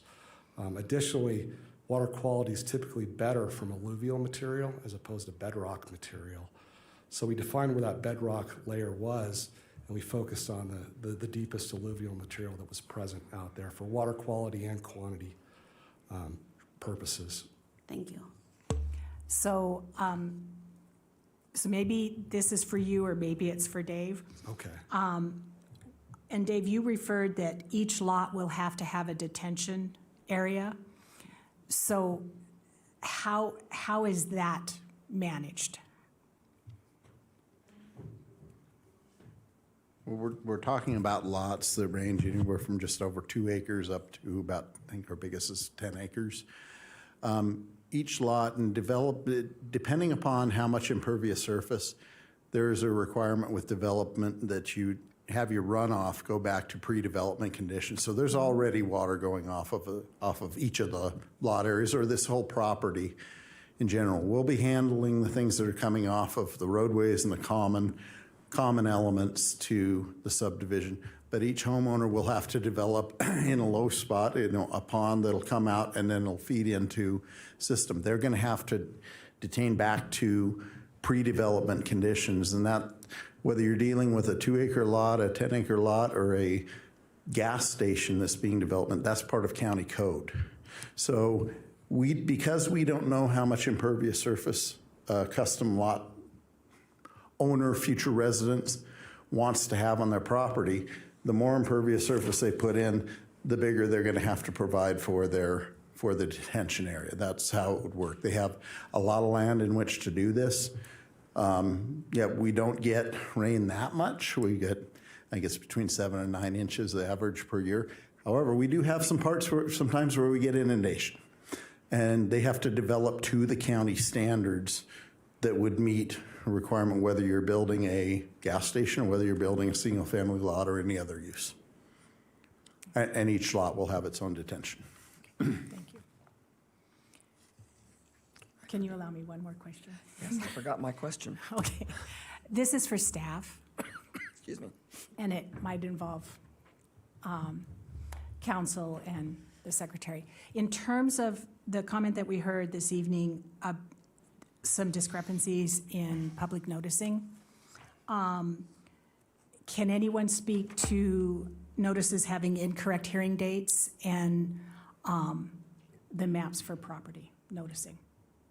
This is Julie Olander for the record. I don't think there's not been any incorrect noticing. The noticing might not have been confusing. This was supposed to be heard the last month, and we didn't, it got, moved to this month with a certain date. So that might have been the confusion, as Dave has intimated that this was presented to the community in March. So it's been sitting out there for a while. So there might have been some misunderstanding about when this was going to go to Planning Commission. However, because of the concern about the wells primarily, that it got delayed for quite a few months. I can't speak to the, I showed a map. It's a computer-generated program. I don't pick the addresses. It picks, everything from 500 feet from that parcel. It's NRS. We are required by NRS to notice a certain way on certain applications. Tentative map is 500 feet. So anybody within 500 feet, if they did not receive a notice, it does go through the mail. So the mail is what it is, and I can't predict that. However, it is posted on the website, and people can be made aware of any kind of applications that are going before either Planning Commission or Board of Adjustment. So there was no second notice sent when the item was continued to this month? No, there was not, I believe. Oh, wait. If I may, Recording Secretary Lacey Kerfoot, in our records, I have that originally the official notice of public hearing was postmarked for March 24th for the originally scheduled hearing in April 5th. We also sent a notice postmarked September 23rd for the hearing that was to take place last month on October 4th. And additionally, we had a official public hearing notice postmarked October 19th for tonight's hearing. Okay, thank you. That's all I have. Commissioner Don, just one question that someone raised, and it just kind of stuck in me.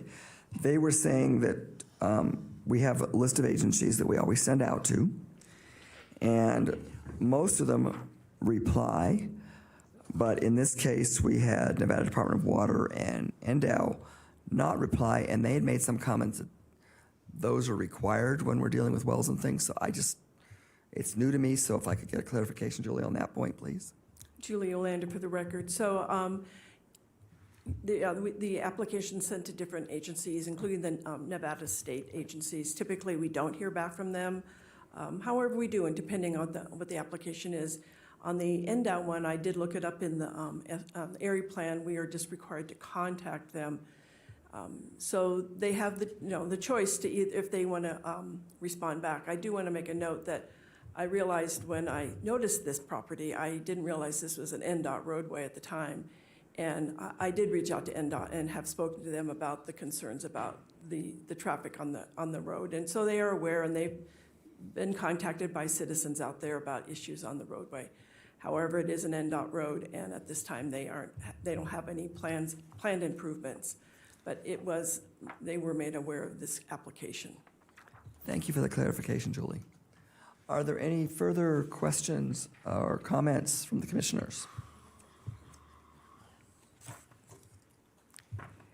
Hearing none, I'll bring it back for either a call for further discussion within the commissioners or a motion.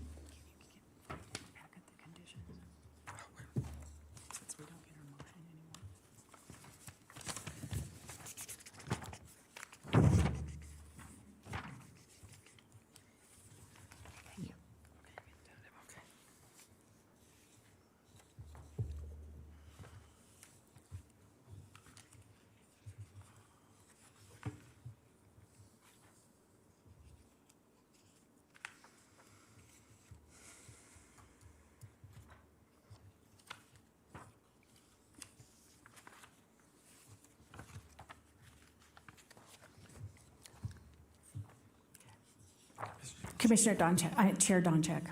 Yes, Vice Chair. Since we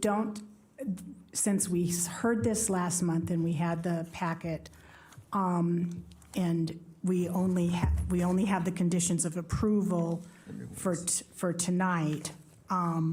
Could we have your proposed motion back up, please, Julie?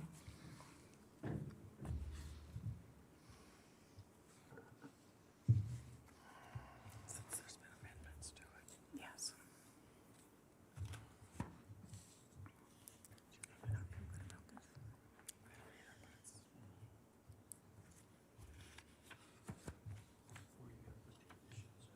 Yeah, that's what we're hoping for. So I don't believe my motion is any different than it was previously. The conditions that the applicant presented were presented late in the day, and so they were not added. I would make comment that the conditions that were provided by the applicant are primarily for the CC&Rs. And my suggestion to the applicant would be, I don't know how I'm flipping, would be that they would just put on the record that they will add those conditions to their CC&Rs. I'm not sure that they need to be in the approval tonight, and I would defer to Ms. Gustafson if she thinks that is not the case. Actually, before Jen answers, Mr. Lloyd. yeah, I would agree with everything that Ms. Olander just recommended. As the reviewing agencies have not had an opportunity yet to review those proposed conditions, and as such, there may be concerns raised. But if the commission feels it's appropriate to add them, I would add a caveat that only if acceptable to each of the reviewing agencies, subject to each one of those conditions. Yeah. Yeah. Go for it.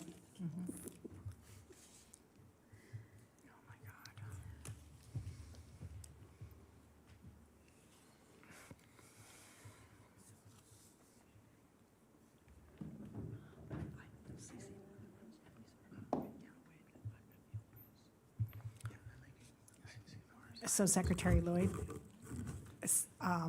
and Council Gustafson is in,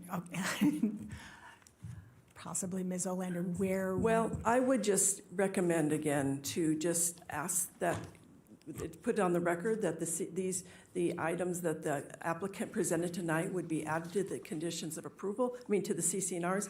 I don't believe they need to be part of the motion. That would be my take on it.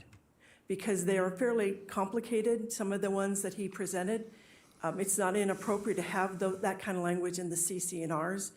A lot of times things get in the CC&Rs that are not part of the conditions of approval because the applicant has decided they want to add more language to the CC&Rs that originally were approved. So I would just ask that you leave the motion the way it is with the understanding that the applicant has presented those items and that they would then move forward with them in the CC&Rs. So the CC&Rs are a separate document. They aren't always, so that if you look at the conditions of approval under the CC&Rs, they're pretty general. They don't really speak to anything specific, possibly. A lot of things they speak to have to do with code. How do we ensure it doesn't get lost in translation? I think that we put it on the applicant. We all understand that those are part of them. But the length of the CC&R, the things that he has listed that he wants to include in the CC&Rs are typically not things we put in our conditions of approval because we aren't a party of those activities. So if you look at our CC&Rs, they're fairly standard. I know a lot of you have seen these same CC&Rs, but they are things that, have to do with Washoe County. However, the things that he presented have to do with those property owners and their HOA. So those are more likely to be found in CC&Rs and not in our conditions. Is it something like a developer's agreement could be added as an attachment or no? Go ahead, Trevor. I'm sorry, Ms. Nelson, can you repeat that again? I'm having a hard time Is hearing. it something that, like a developer's agreement, the developer could enter in with the county and say, yes, these items will be included in our CC&Rs and just attach it? I think what Julie's trying to say is that the county's conditions of approval, when the county conditions things to be in the CCNRs, it's because it either affects the county or it's related to county code. If there are private, CCNRs, of course, are private contracts between the homeowners that live in that development and the developer.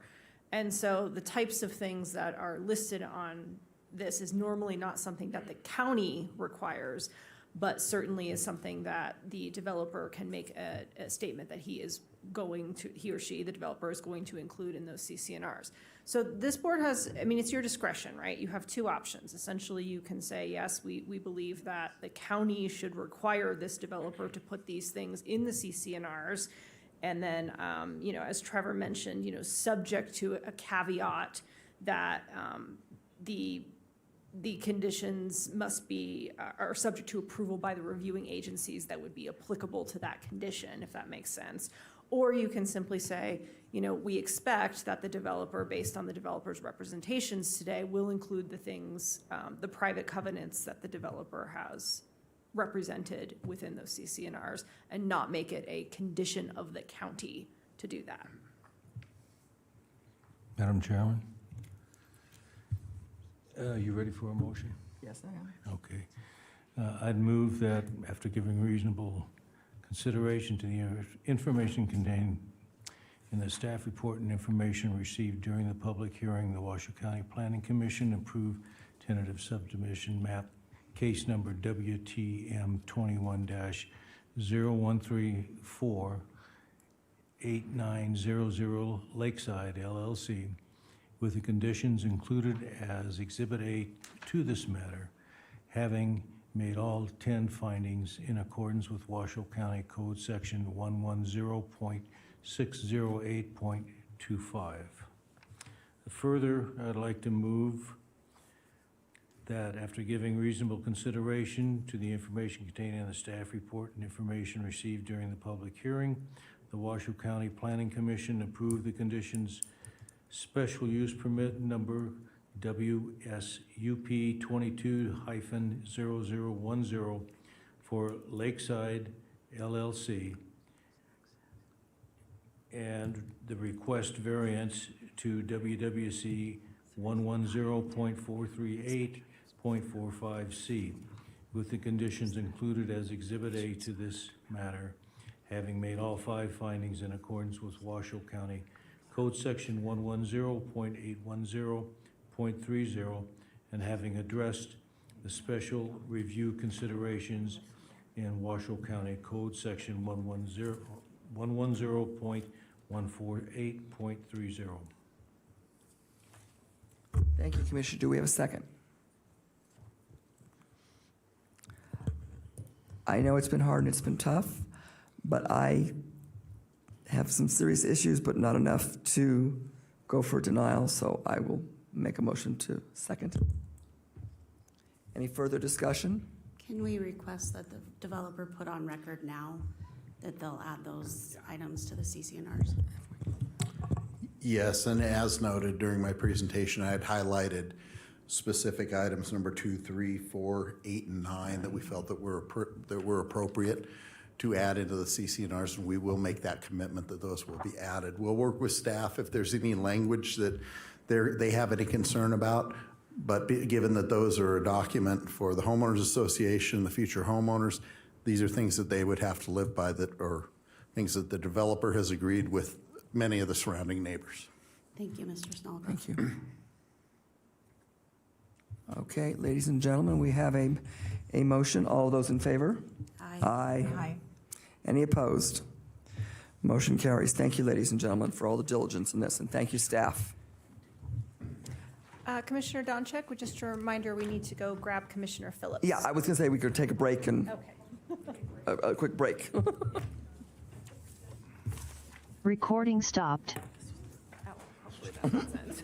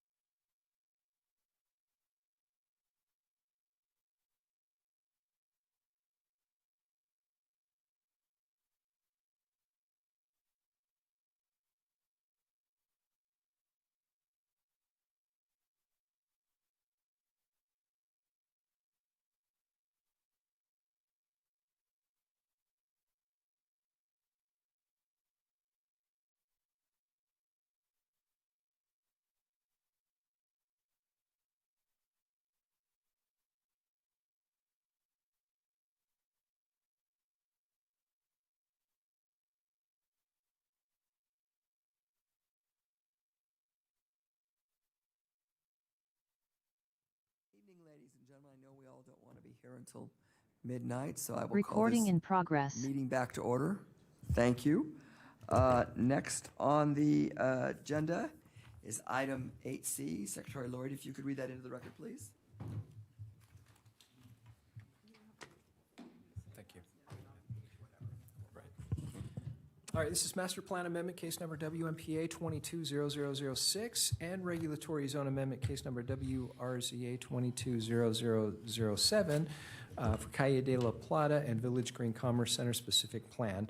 For hearing, discussion, possible action to adopt an amendment to the Spanish Springs Area Plan, which is a component of the Washoe County Master Plan, to change the Master Plan land use designation from rural residential to industrial on APN 534-56109, which is 10.4 acres in size. 2, to adopt an amendment to the Washoe County Master Plan Spanish Springs Area Plan, Appendix D, Village Green Commerce Center specific plan, to add APN 534-56109, located at 365 Calle de la Plata, to the area plan. And 3, adopt the amendments to the Washoe County Master Plan Spanish Springs Area Plan, Appendix D, Village Green Commerce Center specific plan, to include items A through E in your packet.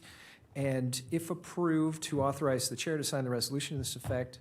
Any approval would be subject to further approval by the Washoe County Board of County Commissioners and a finding of conformance with the Truckee Meadows Regional Plan by the regional planning authorities.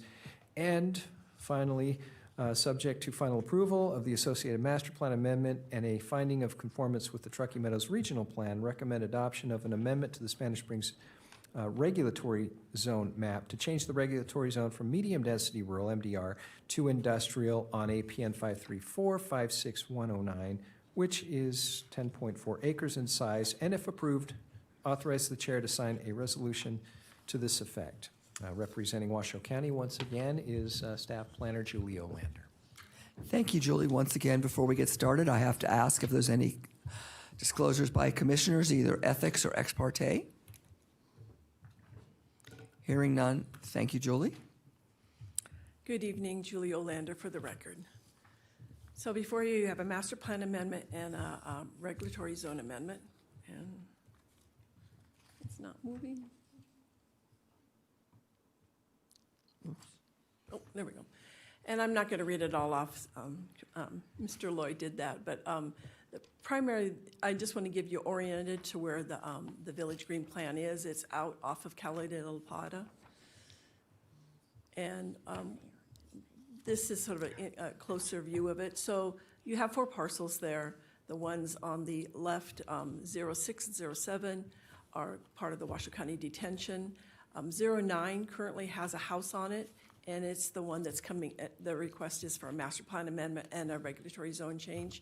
And then 08 has previously not been really updated in this plan. So I'll just start with my presentation. Just to remind you all, the specific plan was developed and approved in 2009. It was approved to allow industrial uses with specific goals and design standards that would be supportive and promote commerce in the Spanish Springs area. The master plan, the master developer was to oversee the development of 5 parcels, 6, 7, 8, 9, and 10. And it had standards related to land use, transportation, infrastructure, site planning, architecture, energy efficiency, tenant criteria, signs, lighting, and landscaping. There is a single-family house that was on parcel 9, and when this plan got approved, the master plan changed that parcel from residential to industrial, and that house became non-conforming. The parcels to the west, as I said, are part of Washoe County Spanish Springs Flood Detention Facility, and they are a sediment basin. So in 2014, the plan was amended again, and the single-family house was taken out of the plan. So it was in the plan, had been zoned industrial, and in 2014, the property owner at that time had changed, and in 14 they decided they wanted out of the specific plan, and they wanted the houses zoned back to residential. So the property was zoned back to master plan back to rural residential and zoned back to medium density rural, MDR. And then most recently, in 2022, in January, this plan came before you, And parcel 10 was the key item in the plan, and we changed everything for 10 so that 10 didn't have to have some of the things that the other two parcels had. And I see Commissioner Sylvia Check nodding her head in remembrance of that. So that was the last update where the update to the plan was primary for 10. So now the situation has changed, and now I'm here before you again. So here's the master plan request for the one parcel 8. So like I said, it was rural residential. It was rural residential. The master plan was on it, and now it's being proposed to go back to industrial. And you can see the surrounding parcels to the right are all gray. That's industrial. And then the two to the left are the detention center. They're open space. And then the question is also, so we're still on the master plan request. So we've got 1 to change that one parcel. Then 2 is to take that parcel into the village green. So that's your second request under the master plan request. And then the third request under the master plan request is to update the specific plan. So I don't want to read through all of these, but a lot of this is primarily to remove the references to parcel 10 that was sort of had specific requirements for it. We're putting all the requirements under all 3 parcels that are industrial that all have the same requirements. We added a utility sections that the utilities will be underground. And then we went through the plan and really sort of took out a lot of the stuff and amended some of the things to be more current and more viable for those properties to be developed. So I'm going to talk about that a little further. I want to move on to what the fourth request of this application is to rezone the parcel from medium density rural to industrial. So again, you see to the right is all gray, so it'll fit in with the other industrial properties, and then to the left is the detention basin, the parcels that are zoned OS. So just to get into the evaluation of just bringing that one parcel back into the plan, basically the property owners realized that this specific plan is probably going to move forward with industrial uses. So it doesn't make sense for him to stay sort of as the lone residential property out there. So he is asking to be moved into that specific plan, and to do that, he needs to change his master plan and zoning designation. It is more compatible, as a previous slide showed. They will all be gray. They will all be industrial on the right side of that specific plan. And also, to move forward with this, they will have to remove their residential house and all the structures on there, the connections to the sewer and so forth, septic. So that will also be part of that process once, and if this request gets approved, then the applicant will have to do that. And then to evaluate the specific plan, like I said, we're adding that one parcel 9, which was residential. We're removing all references to parcel 10, where it said for parcel 10 only, so all the parcels will have the same requirements.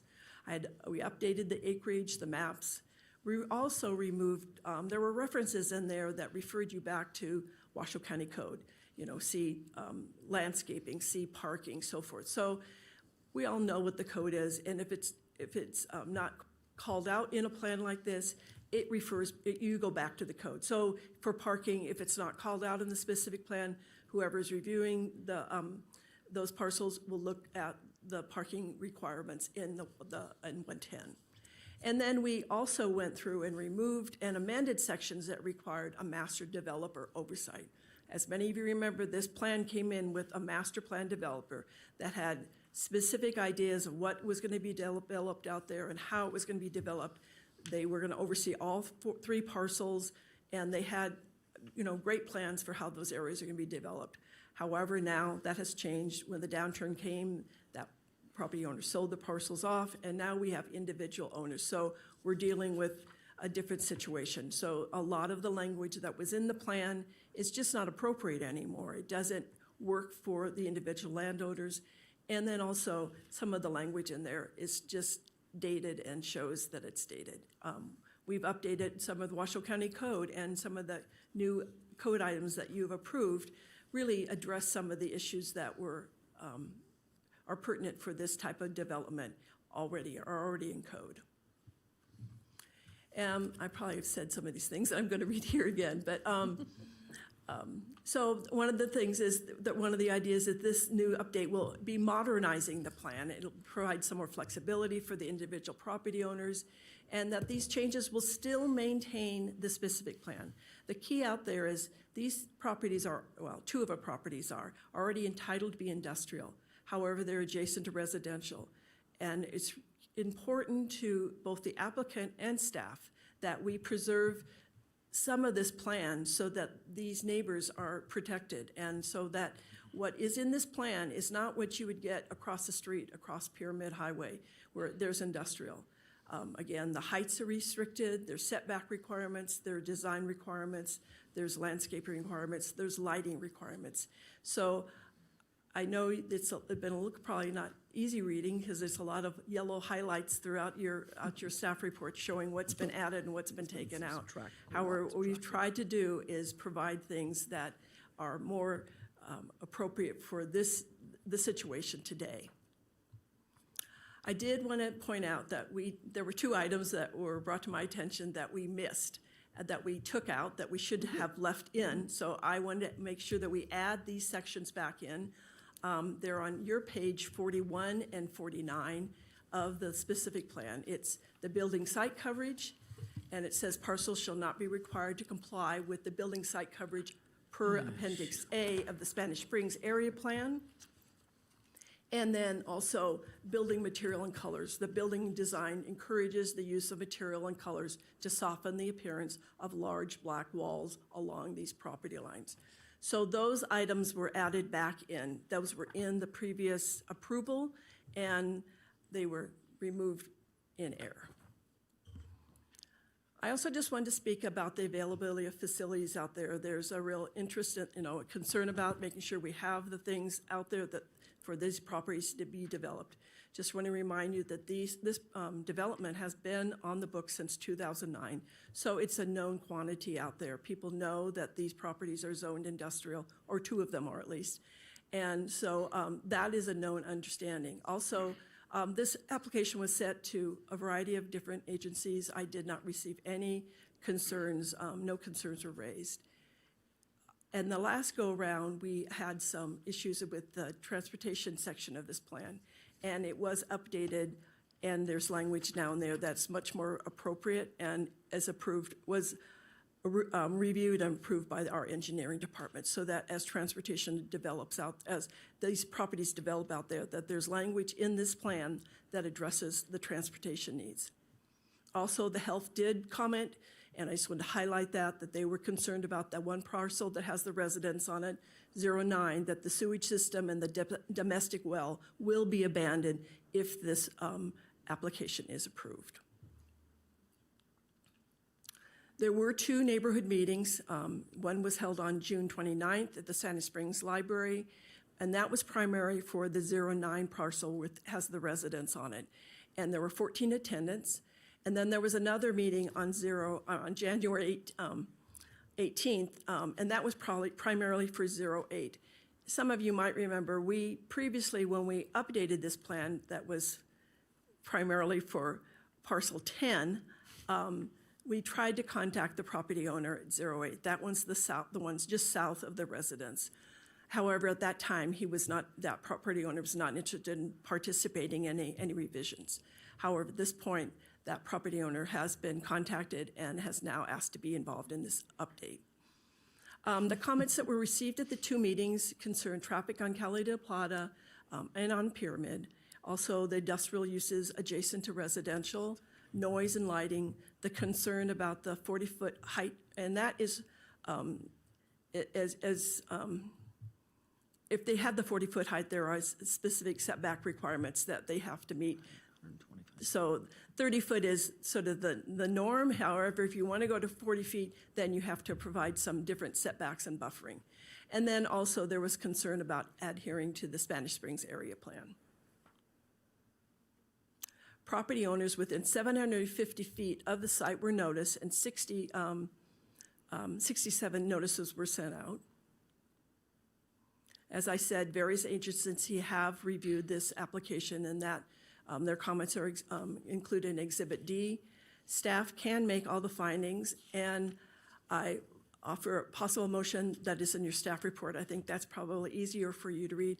I just ask that you add the wording in the master plan amendment, and I would ask for Ms. Gustafson if this is the correct wording, as amended with the addition requirements to the village green as presented tonight. And if that works for her, then that's what I would ask. Just so we have some language that identifies those two additional items. To make that a little more specific, I don't know if there's a slide number, but I would show, say something along the lines of with the additions presented on slide number, whatever. Well, we can go back. What slide is that? Oops, I went too far. There, slide, I can't, is that say in there? 14. And you could say on page D, so the D3 is in the clean copy, the D4 is in the marked up copy, and the page 14 is in your staff, is the staff report. So you could just say on page D3, or maybe just slide 11. 14. Sorry. 14, sorry. I don't know where I got the 11. All right, and the applicant is here and available for any questions. Does he request to make a presentation? Good evening. For the record, Mike Rayleigh of the Christie Corporation here representing the project applicant. I had a little PowerPoint. I don't think it's necessary. It's very repetitive to what Julie presented. Just to give you a little bit of background of how we ended up here. I know everybody's probably sick of seeing this project. I know I am. A few times. The parcel that we are rezoning back to industrial that was originally in the plan, as Julie mentioned, this was put together, then the recession hit, and those parcels sat, and the Thomas family purchased that home to live in, thinking that, well, this thing kind of came apart. And so obviously it becomes problematic when your home is zoned industrial, you're a non-conforming use, it's difficult to get homeowners insurance, it's difficult for financing purposes. For example, if the house burned down, you couldn't rebuild it. So that became problematic, so that it was removed from the specific plan to reflect the residential use. But now that the industrial is coming to fruition, it makes more sense for it to be back in. And then the second component, the text amendments, is actually what Commissioner Chesney had hoped we could accomplish last time. So we're happy to say that everybody will have the same set of standards in the specific plan, which makes not only much easier to interpret, it makes it easier for staff moving forward. So we think that's actually a benefit to clean that up. So we're here to answer any questions you might have, and appreciate your time tonight. Thank you. Thank you. Ladies, do we have any public comment at this time? Yes, in chambers, I have Mark Siegel, followed by Dan Herman.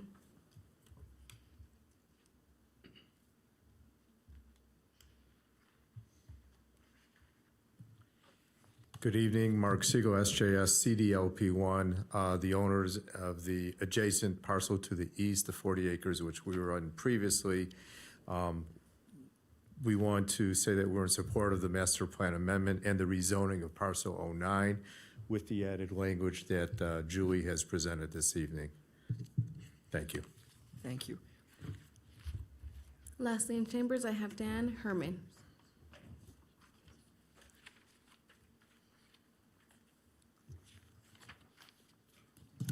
Good evening, Commissioners. My name's Dan Herman. I live about a block away, just outside of the 750 feet notification, which I was not notified. I understand that.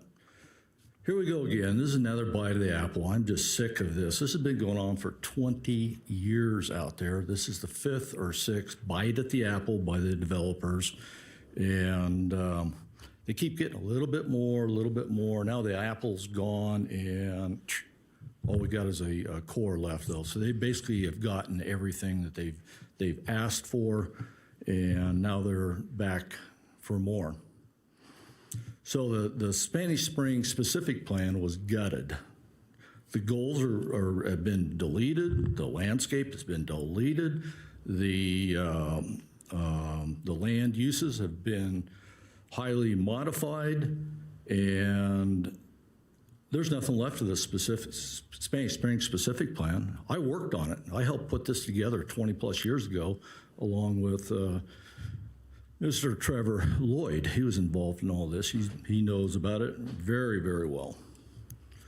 So my main complaint is that you guys are, and the people that are trying to have this amendment, is they want the 40-foot height. You guys probably want it too, because it makes it simple for you. I don't think so. I think that you got to stay with the original Spanish Springs specific plan, which was 30 to 35 feet max height. So the landscaping has been decreased.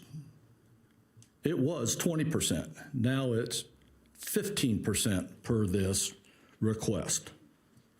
There's a public trail easement. There's an administrative error. Julie knows about it, but it shows in part of the application that it's in the flood detention basin, Washoe County owned property. Then there's Exhibit B that she has that says it's on the applicants of parcels 08 and 09. Should be on 09. I just want to make it really clear, we don't want it on the detention basin, so that needs to be rectified.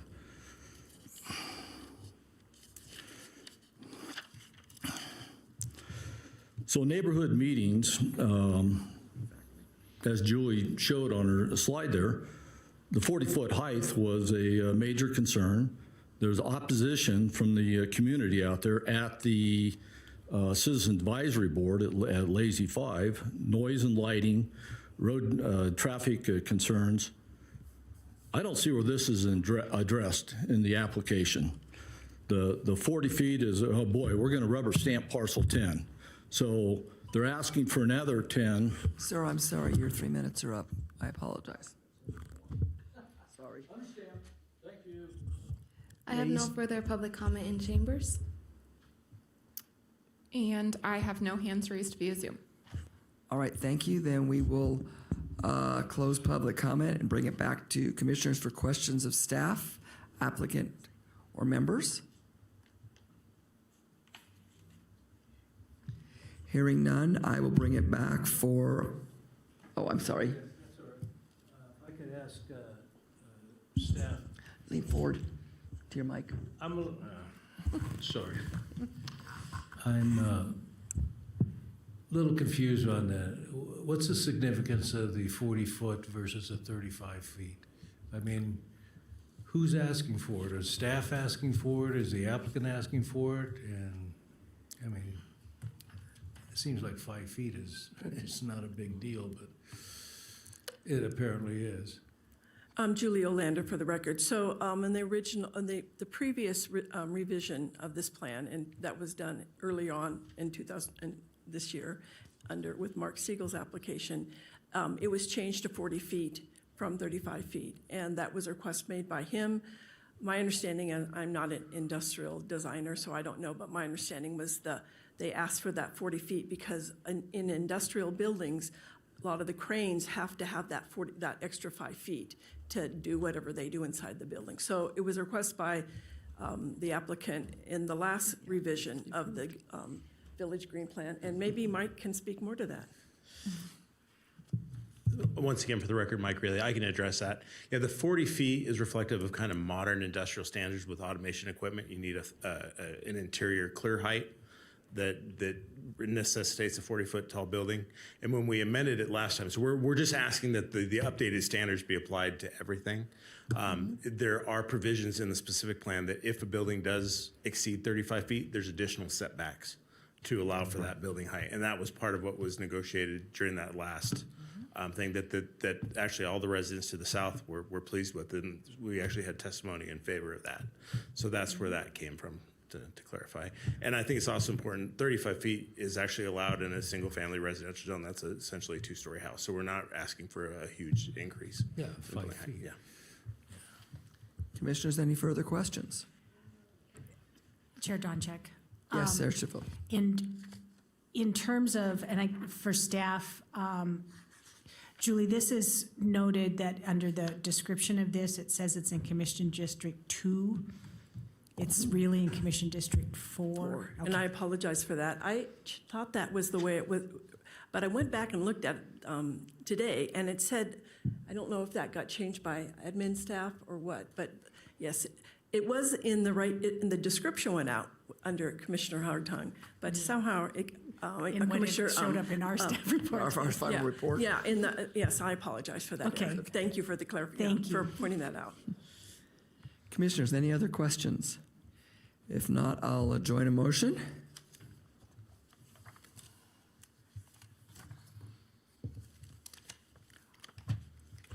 Madam Chairman, as soon as I can find the motion. Find your little tabs. Page 18 and page 20. Yes. Yeah. Okay.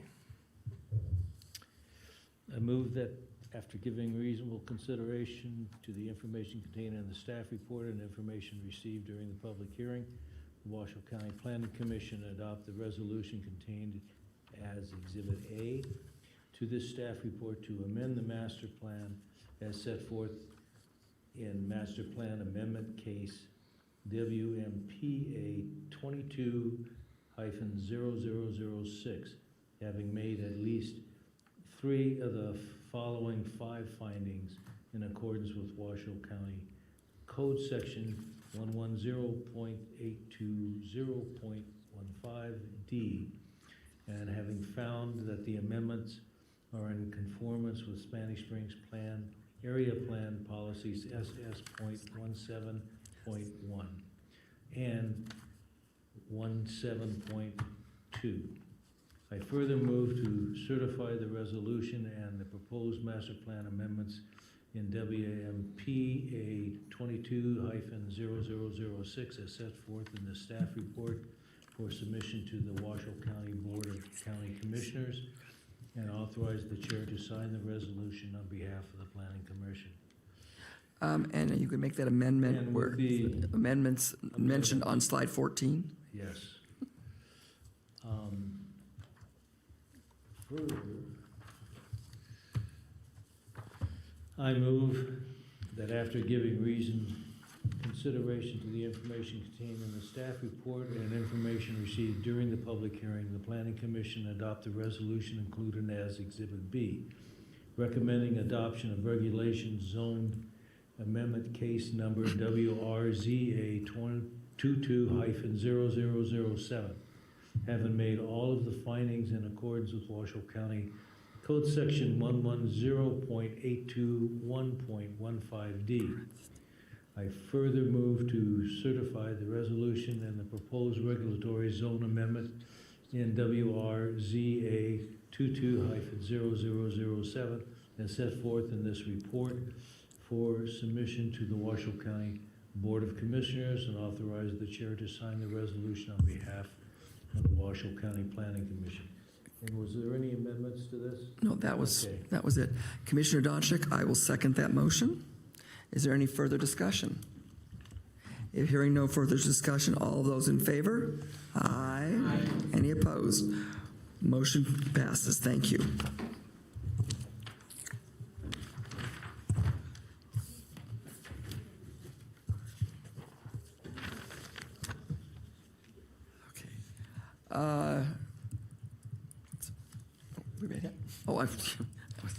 Secretary Lloyd, if you could read item 8D, please.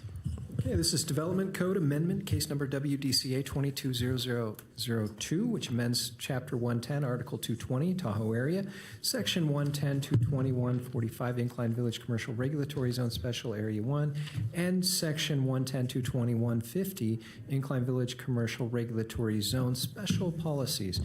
For hearing, discussion, and possible action to approve a resolution to amend Washoe County Code, Chapter 110, Article 220, Section 110-221-45, to add single-family dwellings limited to airspace condominiums as an allowed use in the Incline Village Commercial Regulatory Zone Special Area 1, and to amend Section 110-221-50, Incline Village Commercial Regulatory Zone Special Policies, referring to land use to add Tahoe Area Plan Policy LU2-9 as a special policy, and all matters necessarily connected therewith and pertaining thereto. The Planning Commission may recommend approval of the proposed ordinance as submitted, recommend approval with modifications based on input and discussion at the public hearing, or recommend denial.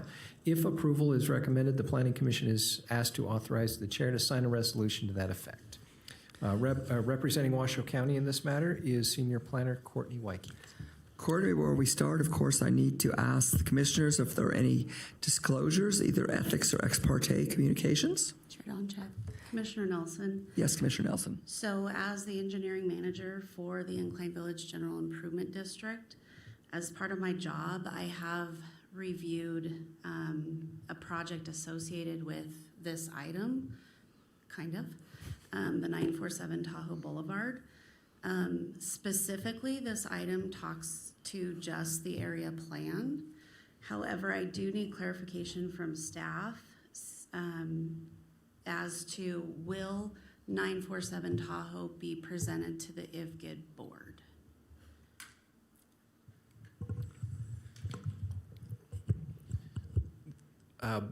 The 947 project, and correct me if I'm wrong, Courtney, that does not require discretionary approval through this board or through any board. I believe they've already received approval through TRPA, if I'm not mistaken. So what we're looking at is not a project, as you indicated. It is specifically a code amendment in Article 200, Article 220 of the Washoe County Development Code. It does have ramifications for that specific project, but tonight we're not looking at a specific project. And I don't know, I don't think it has to go back to IVGID, but maybe Courtney can correct me. Yes, Courtney Wakey for the record. I will add, and we'll get into some comments that we did receive from IVGID as part of our presentation. I did speak with the applicant just prior to this meeting, and she did confirm that the 947 Tahoe condo project, as it originally was proposed, did go to IVGID for a presentation. We do understand that there might be some additional outstanding issues, and they are aware that they will plan and I believe intend to go back to IVGID. I don't know that there's necessarily any requirement that I am aware of, or at least that the county would require. However, upon the opportunity for the applicant to speak, I think they'll be able to better clarify their intentions. One other point of clarification, and I apologize, I misspoke in one regard. If this goes through, there would be a requirement for a tentative map approval that would come back to the Planning Commission as a discretionary item. Okay, perfect. So since this is in reference to just the code amendment, I do not feel I need to recuse myself. So I just wanted to make sure everybody knows where I'm standing. Thank you. Thank you, everyone. Courtney? Okay. And do I have control? Will I? Okay, I will. Apologize. Okay, Courtney Wyke, Senior Planner, good evening. Thanks for sticking through the evening for this item. Let's go ahead. So the case number before you, as Mr. Lloyd indicated, is WDCA 22-002. The requested development code amendment would amend Washoe County Development Code to, 1, add single-family dwellings limited to airspace condominiums as an allowed use in Special Area 1 of the Incline Village Commercial Regulatory Zone, and 2, add Tahoe Area Plan Policy LU 2-9 as a special policy to section 110.220.150 Incline Village Commercial Regulatory Zone Special Policies. We will go over the specifics of the request in the next few slides. So a little bit of history into first the adoption of the Tahoe Area Plan. The Board of County Commissioners did adopt Article 220 Tahoe Area Plan, Tahoe Area, I should say, and Article 220.1 Tahoe Area Design Standards in January of 2021. The TRPA Governing Board, which is required as the regional agency to adopt the Tahoe Area Plan, did adopt the plan and the amendments necessary to the TRPA Code of Ordinances in May of 2021. Now, a little bit of background into the request for the subject DCA. In October of 2021, the applicant for the subject DCA submitted a special use permit application to construct a 40-unit multifamily residential project at 947 and 941 Tahoe Boulevard.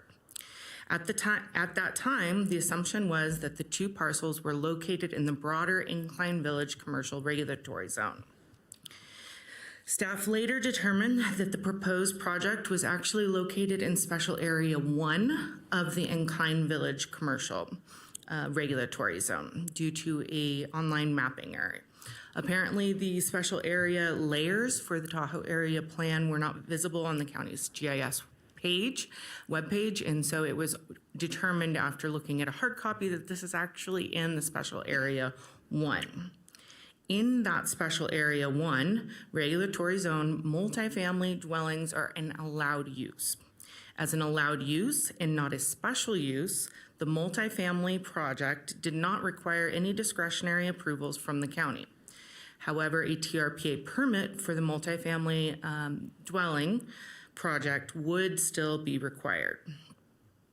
The applicants did indicate that their desire was to eventually subdivide the multifamily dwellings into airspace condominiums. A little bit of background into subdivisions in the basin. There is a two-step process to condominiumize or subdivide a project in the basin per TRPA. First, the project must be approved as a multiple family dwelling MFD project, and second, the approved multifamily dwelling project can then apply to be subdivided into individual airspace condominiums.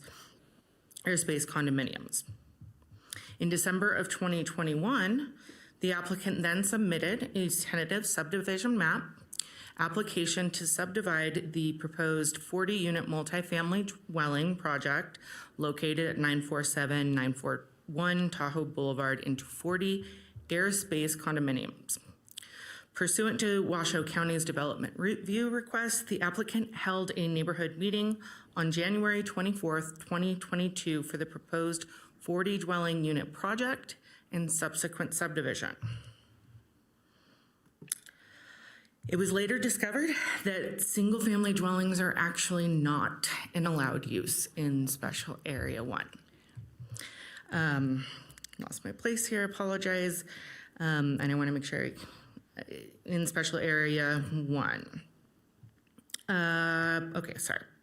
Per the Tahoe Regional Planning Agency's Code of Ordinances, condominiums are considered single-family dwellings, as well as Washoe County Code. Again, this was an error that both TRPA and county staff missed, as well as the applicant, as the table of special area uses are in area plans in the basin are typically in addition to and not only such uses are allowed. And so it was an error that we unfortunately caught as the project had started to move forward. Upon subsequent consultation with Washoe County and TRPA staff, the applicant was informed that they would need to seek approval to amend the Tahoe Area Plan and Washoe County Development Code if they desired to pursue adding single-family dwellings as an allowable use in Special Area 1 of the Incline Village Commercial Regulatory Zone on the two subject parcels. This requires both Washoe County and TRPA approval. TRPA will require approval of an area plan amendment. As a matter of practice, TRPA's discretionary bodies wait for the local jurisdictions to take action before going before the TRPA's bodies. The request will go through the TRPA Regional Plan Implementation Committee, the TRPA Planning Commission, and TRPA's Governing Board for final approval. While I have provided the background for transparency on how we got here, it is important to note that the subject development code amendment is not specific to any one parcel or any one project in the Incline Village Commercial Special Area 1 regulatory zone. The analysis contained in the staff report addresses the addition of single-family dwellings limited to airspace condominiums for the whole of Incline Village Commercial Special Area 1. In July of 2022, the applicant submitted a development code amendment application, the request before you today, to add single-family dwellings limited to condominiums as an allowable use in the Incline Village Commercial Special Area 1 regulatory zone.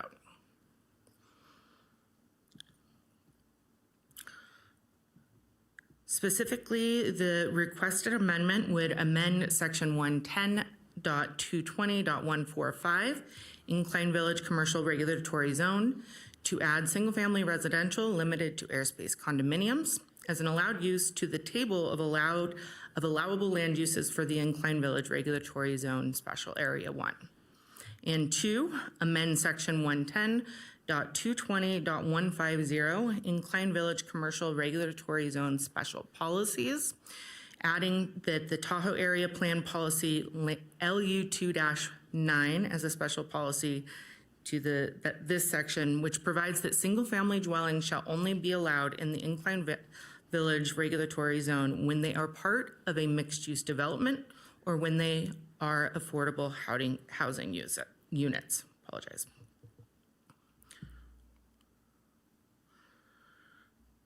The requested DCA, as discussed, would apply to all those parcels within Special Area 1, which is outlined on the graphic in red. This is an area also identified as a town center within the Tahoe Area Plan. The length of the special area parallels along the central portion of Tahoe Boulevard in Incline Village. With the 2012 Regional Plan update, additional coverage, density, and height were allowed in town centers to encourage environmental redevelopment in these areas such as the town centers. So this is the specific change that would be made to the development code. The text in red and bold is shown on the screen. It would add single-family dwelling as an allowed use with 1 unit per parcel. Note the asterisk, which indicates only when associated with an approved tentative subdivision map of multifamily into airspace condominiums. Essentially, we're stating this cannot be detached single-family homes in the way that we typically think of single-family development. This is attached condominiums, airspace condominiums. Something to note, the addition of single-family as an allowed use does not change the maximum allowed density for dwelling units that currently exists and does not impact the multifamily dwelling as an allowed use. That use is still available and afforded to all properties within the special area 1.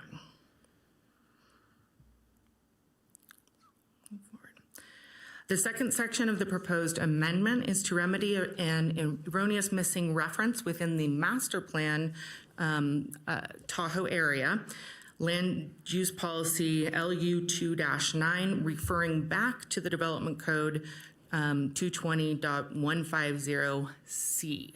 So essentially the master plan references this section, and when you go to that development code, the wording there in red is not there. So we're just remedying it so that it is in the development code and reflects accurately what the master plan requires for such uses.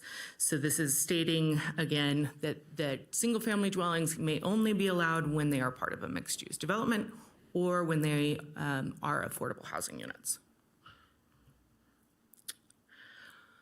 While DCAs don't require a neighborhood meeting, staff advised the applicant to host a community workshop on their request in the proposal. On August 22nd, 2022, the applicant held a Zoom meeting between 5 and 6 for feedback on the requested development code amendment. Approximately 3,300 individual email recipients received the meeting invitation. 34 people were in attendance. The applicant provided a summary and a transcript of the community workshop included as Exhibit B. A total of 29 emails were also received and are included as Exhibit C to the staff report. Public comment included a mix of both support and opposition for the proposed amendment. Many of the comments did focus on a specific project known as the 947 Tahoe. This project, or Tahoe condo. This was recently approved by TRPA for new construction as a multifamily dwelling development in June of 2022. As discussed previously, the subject development code would apply to the entire special area 1 of the Incline Village commercial regulatory zone. In the findings required for the subject development code are for the addition of single-family dwellings as an allowable use for all of Incline Village commercial special area 1. A total of 17 additional emails were received after distribution of the PC agenda packet for today. All comments prior to 12:30 as of this afternoon, I believe, have been distributed to the commissioners and posted to the county webpage. Any additional comments received after that time, we will also include. However, I believe that was the cutoff that we had for today. Sorry. Yeah, okay. Just looking for clarification so I'm accurate. All but one of the comments expressed opposition for the request. It's important to note, due to the timing of the comments, staff did not have time to thoroughly prepare responses to each of the substantive comments. Just prior to this meeting, staff did receive an email from Mr. Tim Buxton at Incline Village General Improvement District stating the following. If case number WDCA 22-002 is approved, it could possibly impact the IVGID Recreation Privileges Ordinance number 7. I would recommend the following. Table this request so our current IVGID Public Works Director and Engineering Manager have enough time to present this to the IVGID General Manager and board members. The applicant was made aware of IVGID's comments and has prepared a response for your consideration, and will include that as part of their presentation.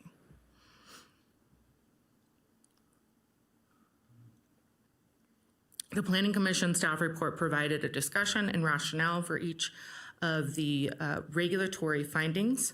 For the sake of time, I will not go through each finding and will rather respond to questions on specific findings as necessary. I do want to note that the Planning Commission has to only make one of the Development Code amendment findings in order for you to make a recommendation of approval to the Board of County Commissioners. Similarly, I believe, and I may look to Ms. Gustafson when we get to that point for if you were to go in the direction of a denial for how to proceed.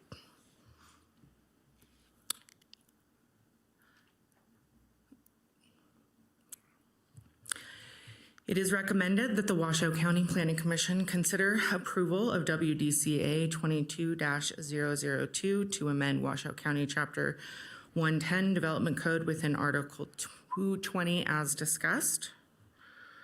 The commission may take, if the commission chooses to recommend approval of the subject DCA to the Board of County Commissioners, a possible motion has been included for your consideration. The applicant is here along with their consultants to provide a presentation on their request. Additionally, we have a representative from TRPA, Jacob Stock, who has been working closely with myself and county staff for TRPA process if this were to move forward for their consideration. He's available on Zoom for any direct TRPA questions the commission may have. Thank you, Courtney. Are we ready for the presentation from the... Yes, this is Recording Secretary Lacey Kerfoot. I do have a few individuals on Zoom for this item. I have Lou Feldman, Rob Brook, Chuck Butler, Kara Thiel, and I do have Jacob Stock on from TRPA, so they are all panelists. And so if we could start with the applicant's presentation. I believe that would be Lou Feldman, and he can go ahead and share his screen. Good evening, Madam Chair, Planning Commission. This is Lou Feldman on behalf of the applicant. I'm up here in snowy Lake Tahoe tonight, and sorry I couldn't be there in person. We'll try and make this brief in light of the hour. And want to thank Courtney and Trevor for all of their hard work throughout this process, which has been significant. In terms of the overview, we're going to talk a little bit about the approved project, the proposed amendment, the justification, benefits, and we are aware and apologize to some degree. Perhaps it wasn't as clear as it should have been, but the overwhelming comments that you have received have been to favor development of an affordable housing project. And while we are certainly enthusiastic and we'll talk more about the opportunities for affordable housing, the 947 project is not an affordable housing candidate. By way of background, PALCAP, FFIF Tahoe 1 is the a locally owned developer who acquired the two parcels, 941 and 947 in 2020. And as some of you may be aware, this is a former Standard Station site in Stanley's restaurant. Those historic uses generated about 1,700 daily vehicle trips, and the proposed project generates about 200 trips. So there's a significant improvement in terms of traffic impact. As Courtney noted, we're within the Incline Village Commercial Regulatory Zone, Special Area Number 1, and the parcels were acquired with the intention to develop condominiums. And as, again, Courtney has highlighted, perhaps not completely unique to TRPA, but we call it the two-step, where in order to approve an airspace condominium project, the project must first be approved as a multifamily dwelling project. And so that project was in fact submitted to TRPA, reviewed by the county. We worked closely with staff, and as Courtney indicated, there was a little bit of a hiccup, which is why we're before you today.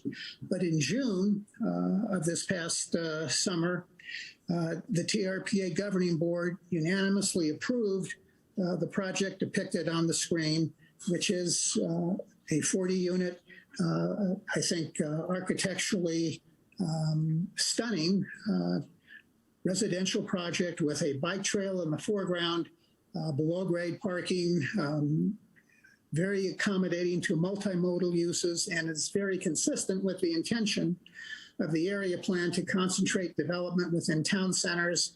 This is a town center, and when we considered the amendment, an opportunity existed to focus it with respect to these parcels or to broaden it within the entirety of the special area.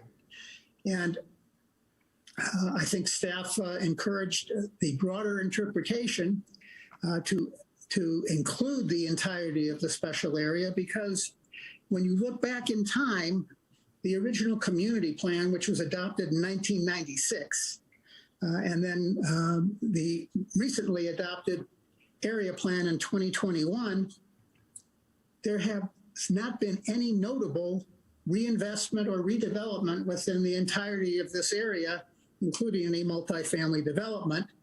And to their credit, both plans contain provisions allowing for an amendment if the goals have not been achieved. And clearly, the status quo, stagnant land use, did not achieve the goals. So the justification for the amendment is to try and incentivize environmental redevelopment within town centers and to concentrate development in walkable, bikeable areas. I need to emphasize, and again, a lot of folks, and we share this observation, would certainly like to see the development of affordable housing within Incline Village. And unlike a lot of folks, we actually have another parcel where we are pursuing an opportunity to deliver 40 to 50 affordable housing projects in a more appropriate location, but not on Lake Tahoe Boulevard in the heart of the urban core, where the project that has been approved, which is a market rate development, is going to be constructed, and it's not going to be affordable housing. The only difference between multifamily development and single-family development for this purpose is the form of ownership.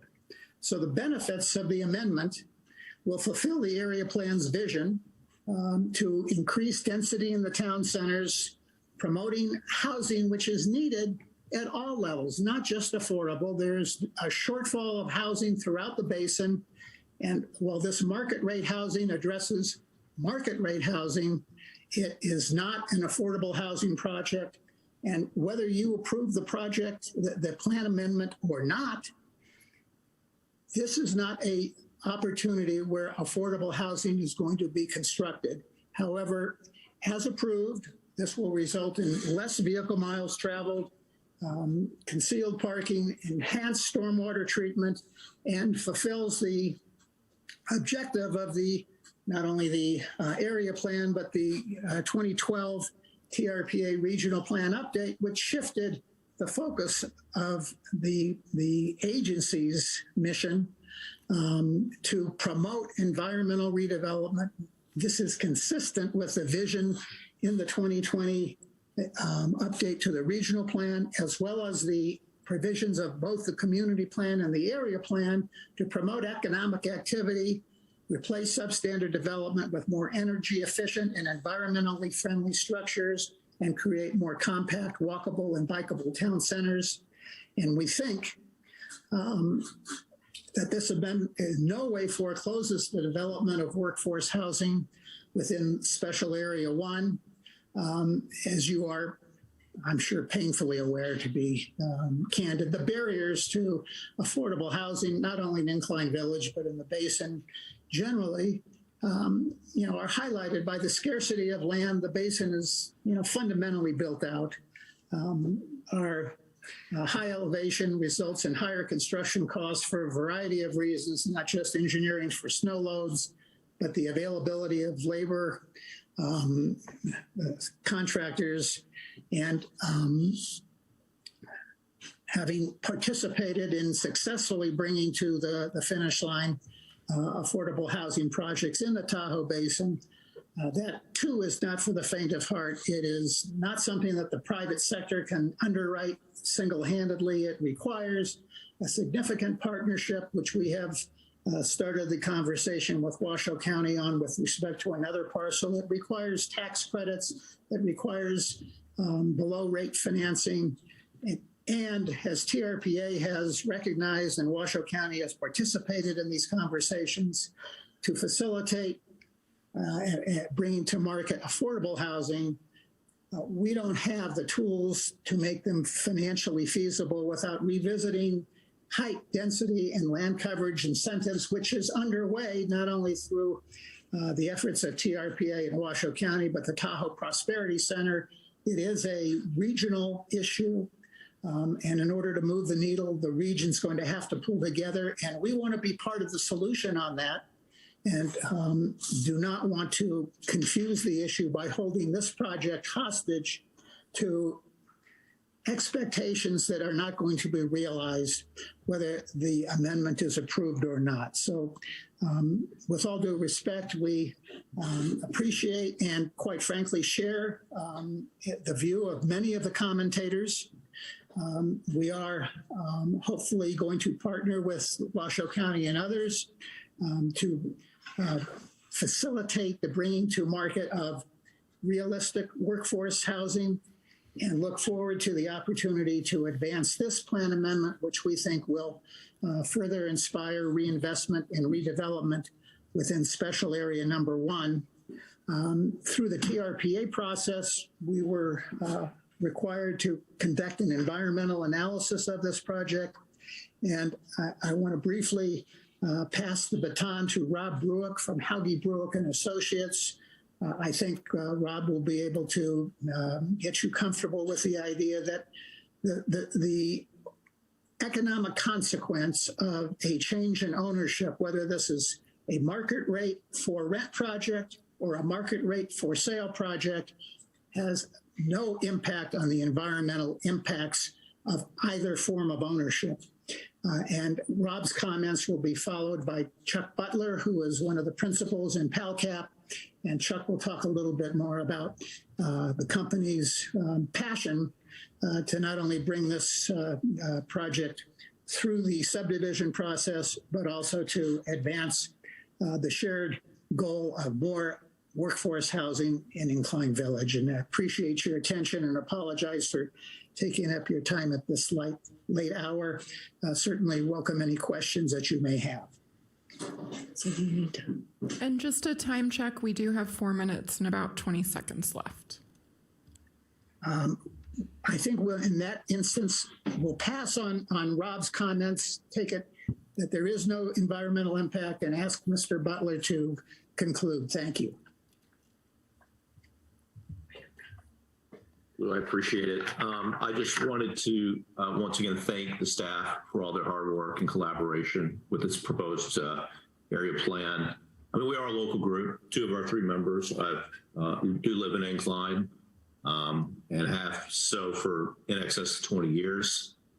Our project, we believe, complies with all the standards adopted. We've been working with local contractors, and we share the concerns about the lack of affordable, as Lou said.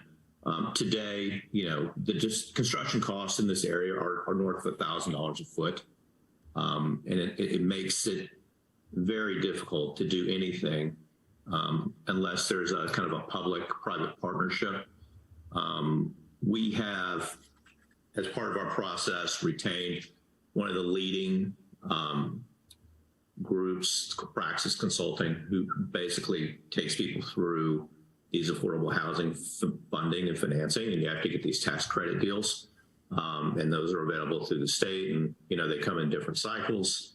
And we analyzed the last 7 projects done in Washoe County. And if you look at where they've all been done in Reno. It's going to be a challenge. It's going to be an effort to try to get it done in Incline because of the costs and the limited building season and all the other ways. But we've undertaken that process. We've retained them.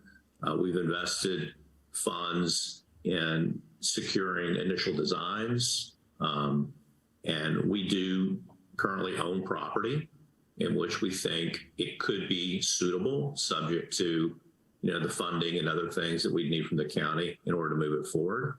But as we made an honest look at it here, it's just not economically viable at this particular site. At the other site, candidly, we'd take a significant, discount to what we would get at a floor market deal.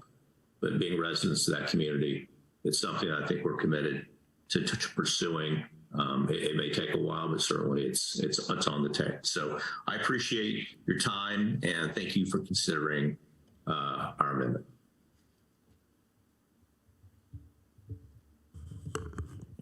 Thank you. Ladies, at this point in time, since we have heard the staff and the applicant presentation, is there any public comment, either in chambers or via Zoom? I have no public comment in chambers. I do have a few hands raised via Zoom. First up, I have Judith Miller. I'm going to allow you to speak. If you could please unmute and state your first and last name for the record. For the record, this is Judith Miller. Good evening, commissioners, and I do want to congratulate the people who made it over from the Tahoe Basin this evening. It was a challenge. I understand there's several of you there, staff as well. I don't believe the proposed amendment meets the required findings. I think you'll hear from our community that, in fact, this amendment would do much harm by allowing hundreds of additional dwelling units that, if past actions predict future outcomes, will become short-term rentals. Additionally, the likelihood of development of affordable units or apartments will be slim to none. Given a choice, no developer would build apartments rather than condos. The highest and best use is the mantra of the real estate community. But calling this particular development mixed use with 40 condos and an office is really a bit of a stretch. Nearly half of the roughly 8,000 dwelling units in Incline are condos, and most of those are in or near town centers. There's really no need for more. Based on the most recent available data from the county, nearly 80% of the permitted short-term rentals are condos. Many of these units used to be our workforce housing. Our businesses are closing because they can't hire employees. There are only a few hundred apartments in Incline, not nearly enough to house workers in the hospitality and recreation jobs, who for the most part are renters, not buyers. The special area along Tahoe Boulevard consists of over 30 acres of land. It was specifically identified as a potential location for some form of affordable housing or apartments, thus the multifamily limitation. Current zoning would allow for nearly 800 apartments. If the amendment is approved, there would be a potential for 800 luxury condominiums. So much for workforce housing. Many of these units would become short-term rentals, adding to the already peak season problems of traffic, trash, and dangerous congestion. The average occupancy of full-time residences is 2.1. The average maximum allowable occupancy of short-term rentals is now over 6. During peak season, STRs are typically filled to capacity, if not over capacity. The STR ordinance allows only 1 STR per parcel. So if the 2 parcels driving this code amendment contain 40 apartments, only 2 could be permitted as short-term rentals. If the proposed amendment's approved, all 40 of the airspace condos could become short-term rentals. This is not what was envisioned when the Tahoe area plan was finally adopted just last year. We need workforce housing, in particular apartments. What we don't need is more condos. Please vote no on this development code amendment. Thank you. Thank you. Thank you, Ms. Miller. Next up, I have Phil Gillenfar. I'll allow you to speak. If you could please unmute and state your first and last name. Yeah, thank you. Phil Gillenfar, Chair and Commissioners. Thanks for taking the time. I worked on a community plan in the 90s and was part of that community plan team. I was also, again, part of the Tahoe area plan updates. And, you know, I think something like this should have been reviewed with plan team members or through a number of workshops through the CAB prior to what we're doing today. Because I feel like it's such a new plan and we're just letting a few staff members make a decision about something that will greatly impact us as a community as a whole. You know, they purchased this property knowing or not knowing, because I actually had a conversation with the law firm and reminded them that there was a rule in the community plan that said it was single family was not allowed in that area. Mr. Feldman is incorrect in the case when he says that there is no redevelopment as a result of the previous community plan. Numerous buildings, in fact, I designed 5 of them in the middle of town, which are commercial and retail oriented to be part of a town center, have been developed in the Incline community plan town center. We don't need $2 million units sitting in the middle of the town center, and we certainly don't need the plan area to be adjusted to allow multi-residential and single family throughout the entire town center. This is completely inappropriate for a town center. What is part of a town center? A town center should be mixed use. Mixed use is not 50,000 square feet of $2 million residential units with a 400 square foot office. That is not mixed use. That's silly. They're just trying to pull the wool over everyone's eyes. They received TRP approval and they jumped the gun. They went and got a multifamily approval and now they're trying to railroad a single family project to be put in the middle of the town center. If you've been in Incline, you realize they didn't build Incline with a town center. We don't have a nice lot and block Aspen Village or like what we have in Kings Beach, where you have this nice walking community where you have retail and residential, or retail with residential on top. What we should have is a mixed use. Great, put some luxury condos at the end of town. But let's make sure that we write the code in such a way that says mixed use must be primarily commercial retail in the town center with residential above. Anything that faces the street, Highway 28 Tahoe Boulevard, should be mixed use retail, restaurant, office space to enhance the community core. And yes, we want walkable community. We need to create and enhance our town center, not fill it up with a bunch of residential units that are not enhancing the town center. I request you postpone this and gather more information from the plan team or via the CAB prior to making a decision. TRPA is waiting for you to make the right call. Thank you. Thank you. Next up, I have Diane Becker. I'll allow you to speak if you could please unmute and state your name. My name is Diane Becker, and I'm a full-time resident of Incline Village. I'm very familiar with existing housing in Incline Village, and I must disagree with all of the proposed findings and state there is no support for any of these findings. I've sent you a lengthy email in opposition to the amendment and hope that you have read it, but I do not see that it is in the packet. And I also note that several people I know have sent opposition that is not contained in there. I first want to remind all of you that the county is currently working on its own proposed amendments to the Tahoe area plan, and those will have a workforce affordable housing component, I am told. Why would the Planning Commission even consider this piecemeal request to amend the entire plan before it sees what the county is proposing? I do not know why this was not requested just for the one property, but to do the amendment for the entire special area is unfair to our residents. It's particularly unfair because there was not the normal public meeting. These public meetings, which are noticed for a very small area, is not the public comment and input that you should have.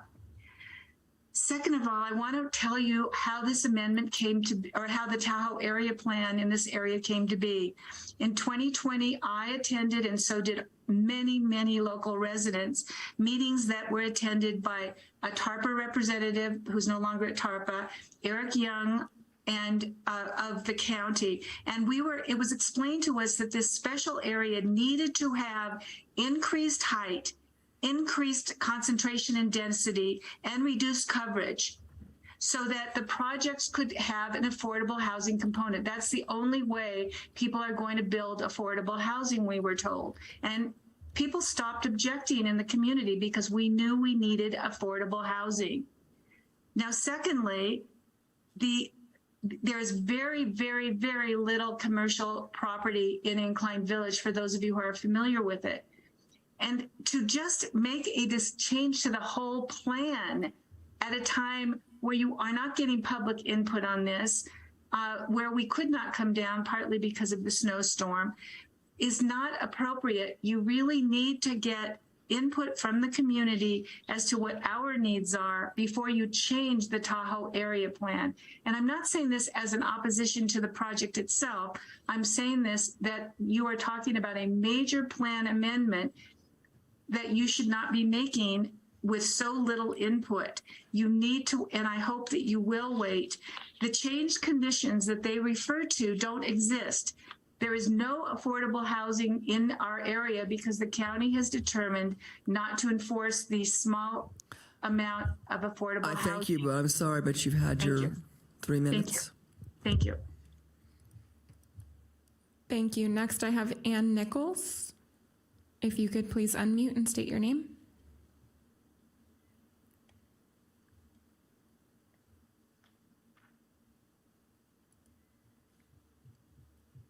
Ann Nichols, I've asked you to unmute. Okay, we can come back to that. Chris Wood, if you could please unmute and state your name for the record. Yes, my name is Chris Wood. I'm a resident full-time of Incline Village. I speak to oppose this proposal, although I do respect the individuals who are attempting to bring this forward. I don't think it's in the best interest of Incline Village.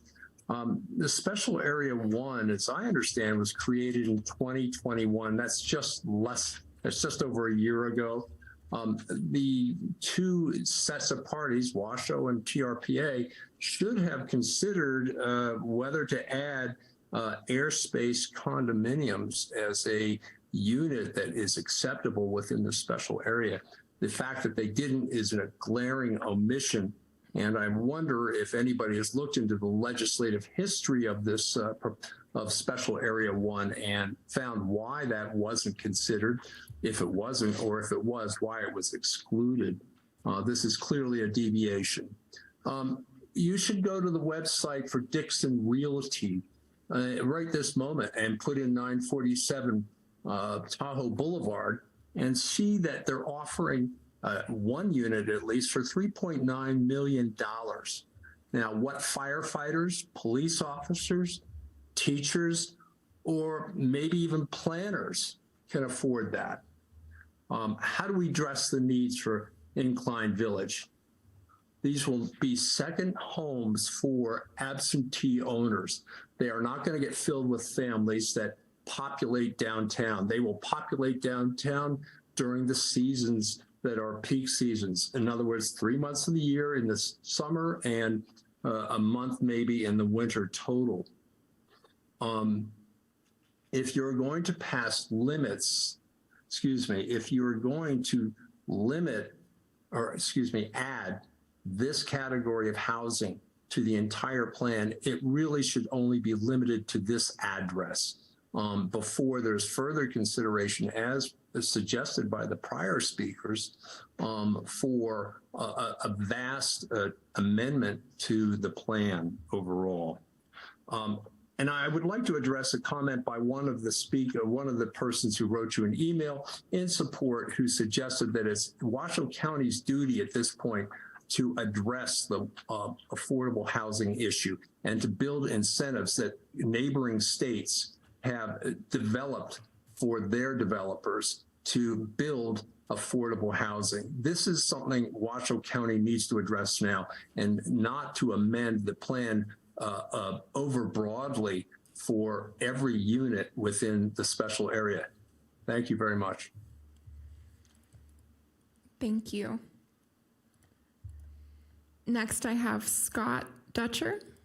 If you could please unmute and state your name.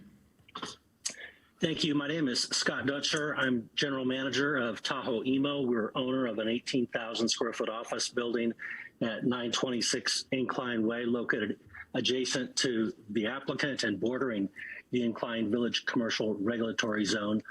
Tahoe Emo also owns and manages 5 other buildings in Incline Village, in total over 65,000 square feet of commercial and retail space, all within the core business district of the Northwood Southwood Boulevard loops. I'm also a Nevada state licensed real estate agent and property manager. I'm responsible for managing a 15,000 square foot office building located within the regulatory zone at 937 Tahoe Boulevard, adjacent to this applicant. So as the representative then of 2 property owners located within the regulatory zone and adjacent to the regulatory zone, I ask that my voice might carry some weight on this issue. I support the right of all property owners to develop their land in compliance with the existing local zoning regulations. The Washoe County Tahoe Area Plan adopted last year specifically states on page 2-19, higher density residential development should continue to be focused within town centers, which is what this proposed development complies with. But I think your plan makes a confusing distinction simply between density and ownership. What you're considering tonight is an example of the distinction between an allowable use of a 40-unit apartment building, but not a 40-unit condominium. It's the same development. It's simply a distinction as to ownership. So I would ask your staff planner to clarify this point. Does your area plan specifically provide for any condominiums anywhere in the Tahoe area, or is it silent on that issue? Condominium or a townhouse is simply a distinction of the form of ownership, not an allowable land use or its density. As a realtor with a capital R, myself and 20,000 other Nevada realtors have an obligation to oppose any attempted restriction on property ownership, including condominium ownership. So in closing, let me request the Planning Commission and its staff encourage specific property uses and densities, but not restrict or discourage any particular form of property ownership.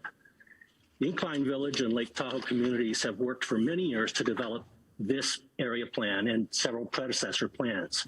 Our governing boards have approved the plans, and now a developer has finally stepped forward to begin implementing the plan.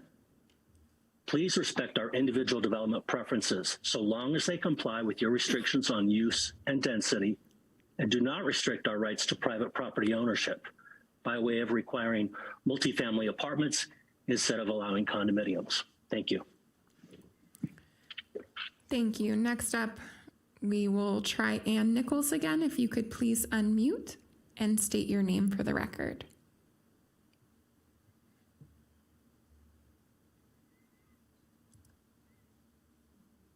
Ms. Nichols, if you could please unmute. Can you hear me now? Yes, you have the floor. Oh, yay. Sorry about that. Anyway, yeah, Ann Nichols, North Tahoe Preservation Alliance and Washoe County property owner. Realtor for 50 years, scary as that is. Anyway, I'm really sorry this has happened to this developer. He's put all this work into it. And what I object to is that this considerable, significant zoning change is being applied to an area when you're just talking about one development. Really, it's a major change. The community needs to get involved with this, needs to know about it. This has come up really quickly. There are some people that know, but there's plenty that don't. So really, you should do some sort of community outreach, a workshop. That's what we're having to do on the Placer side. And yes, TRPA is going to try to do this everywhere. We are going to be condominiumized, the Main Street and all of Tahoe, if this kind of thing goes through. So please, this is too big and too complex to change on one request. Thank you. Thank you. Next, I have Randall Fleischer. If you could please unmute and state your name. Hi, for the record, this is Randall Fleischer. I am a property owner in Special District 1. I own 2 projects there. I'm also involved in the development of 947 Tahoe. I want to speak in support of the motion to change the Tahoe area plan.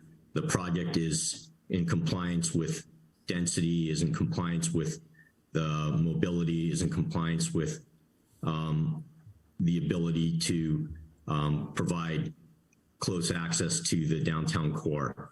I'm speaking in support of the motion as well as a property owner that has other assets. We also are working on affordability and workforce housing in the same Incline Village. I've been a resident of Incline Village for the last 10 years and wanted to speak in support of the motion. Thank you. Thank you. I currently have no further hands raised via Zoom, but I did want to offer some clarification on Planner Weike's comments about public comment. There were 29 public comments included in Exhibit C of your staff reports. We received 15, I believe it was stated 17. There were 15 additional public comments that were received and sent out to planning commissioners and posted prior to the meeting. And Ms. Becker's comment was included in what was posted yesterday. And then we did receive one additional public comment via email after I had already come down to chambers. So that was not printed out before you, but it will be posted to the website to be included in the record within 24 hours of the meeting. And I have no further public comment. Thank you, Lacey. Hearing that there is no further public comment, I will close public comment and bring it back to the commission for questions of staff, applicant, or members of the public. Yes. Question of staff. In your mic, please. I'm sorry. Okay. There isn't anybody out there to hear me. I got it. Okay.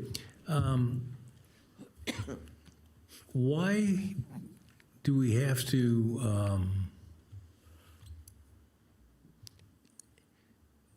allow the single-family designation for condominiums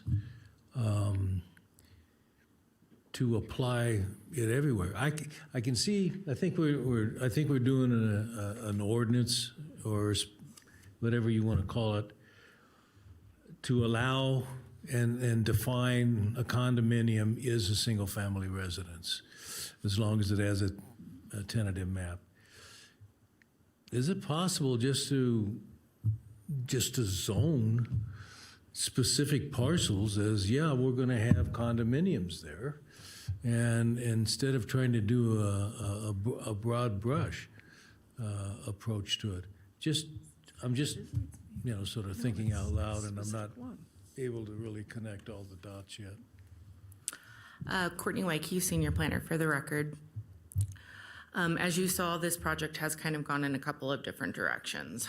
Towards the end, when we determined that single family was not a permissible or an allowed use in that special area, there were a couple of different options that the applicant had available to them that, in consultation with TRPA and county staff, we discussed.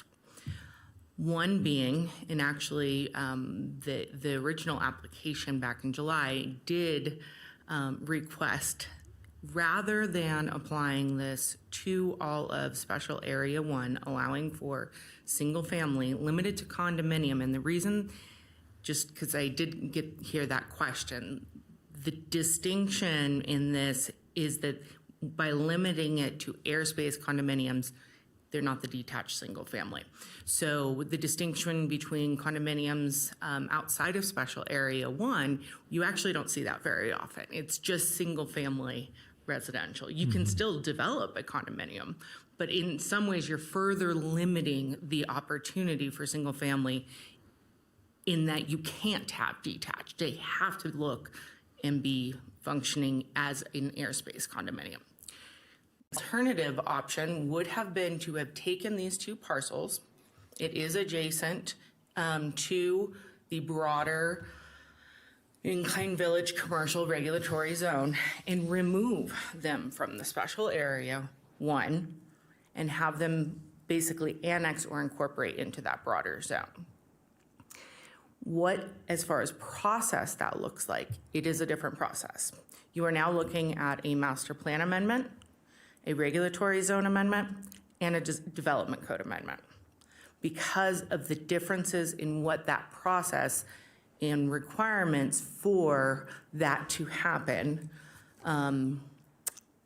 for that scenario. There is and has been mention of a needed and opportunity for the county to also be pursuing possible known area plan amendments. The reason we are keeping them separate, and in this case, this is just a development code amendment. We are not touching the master plan. We are not touching the regulatory zone maps.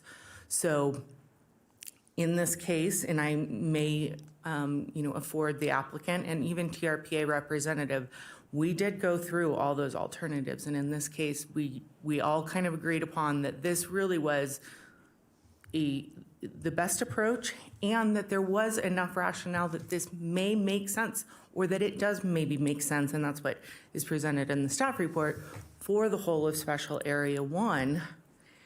In conversations that I've had, and I have only been, at least in Washoe County, I've been in the basin for many years, but in Washoe County since 2021, just prior to the adoption of this, that my understanding, maybe Mr. Lloyd can jump in the conversations with my colleague who was on the area plan committee, that there was his impression that I recall was that was really intended to prevent or prohibit, restrict, if you will, the detached single family.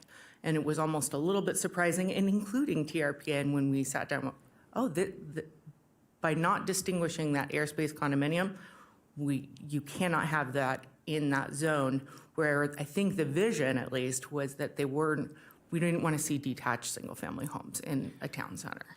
But if I can With that, follow up with that. Just want to make sure, I mean, I'm going a little bit anecdotal there, but that was also a question I believe that was raised. Yeah, and just to piggyback on what Senior Planner Wyke just mentioned, the definition in our development code for single-family residence there is a distinction between that and condominiums in our code, and that's where the confusion lies. So we're trying to adopt TRPA's code and still have definitions from our code, and so that we recognized early on there may be these kind of concerns or issues that pop up down the road, and here we are down the road. This is one of those situations. Yes. Right. It's literally down the road. Well, as I think the major concern voiced by the people that were on the phone and what have you was that, boy, we're going to have these things pop up all over the place, and they're not going to be, affordable housing. I don't know how you're going to get affordable housing on the water, but I'll join the line if there is any. But so if you zone something that's a condominium somewhere and on several different parcels or one, and then have this regulation come in that, you can have a single-family dwelling on a specific parcel as long as it is as long as it is an air space condominium with a map, then you eliminate some of the mass production of these things, as some people are worried about. Or am I chasing a ghost that isn't there? It's Halloween.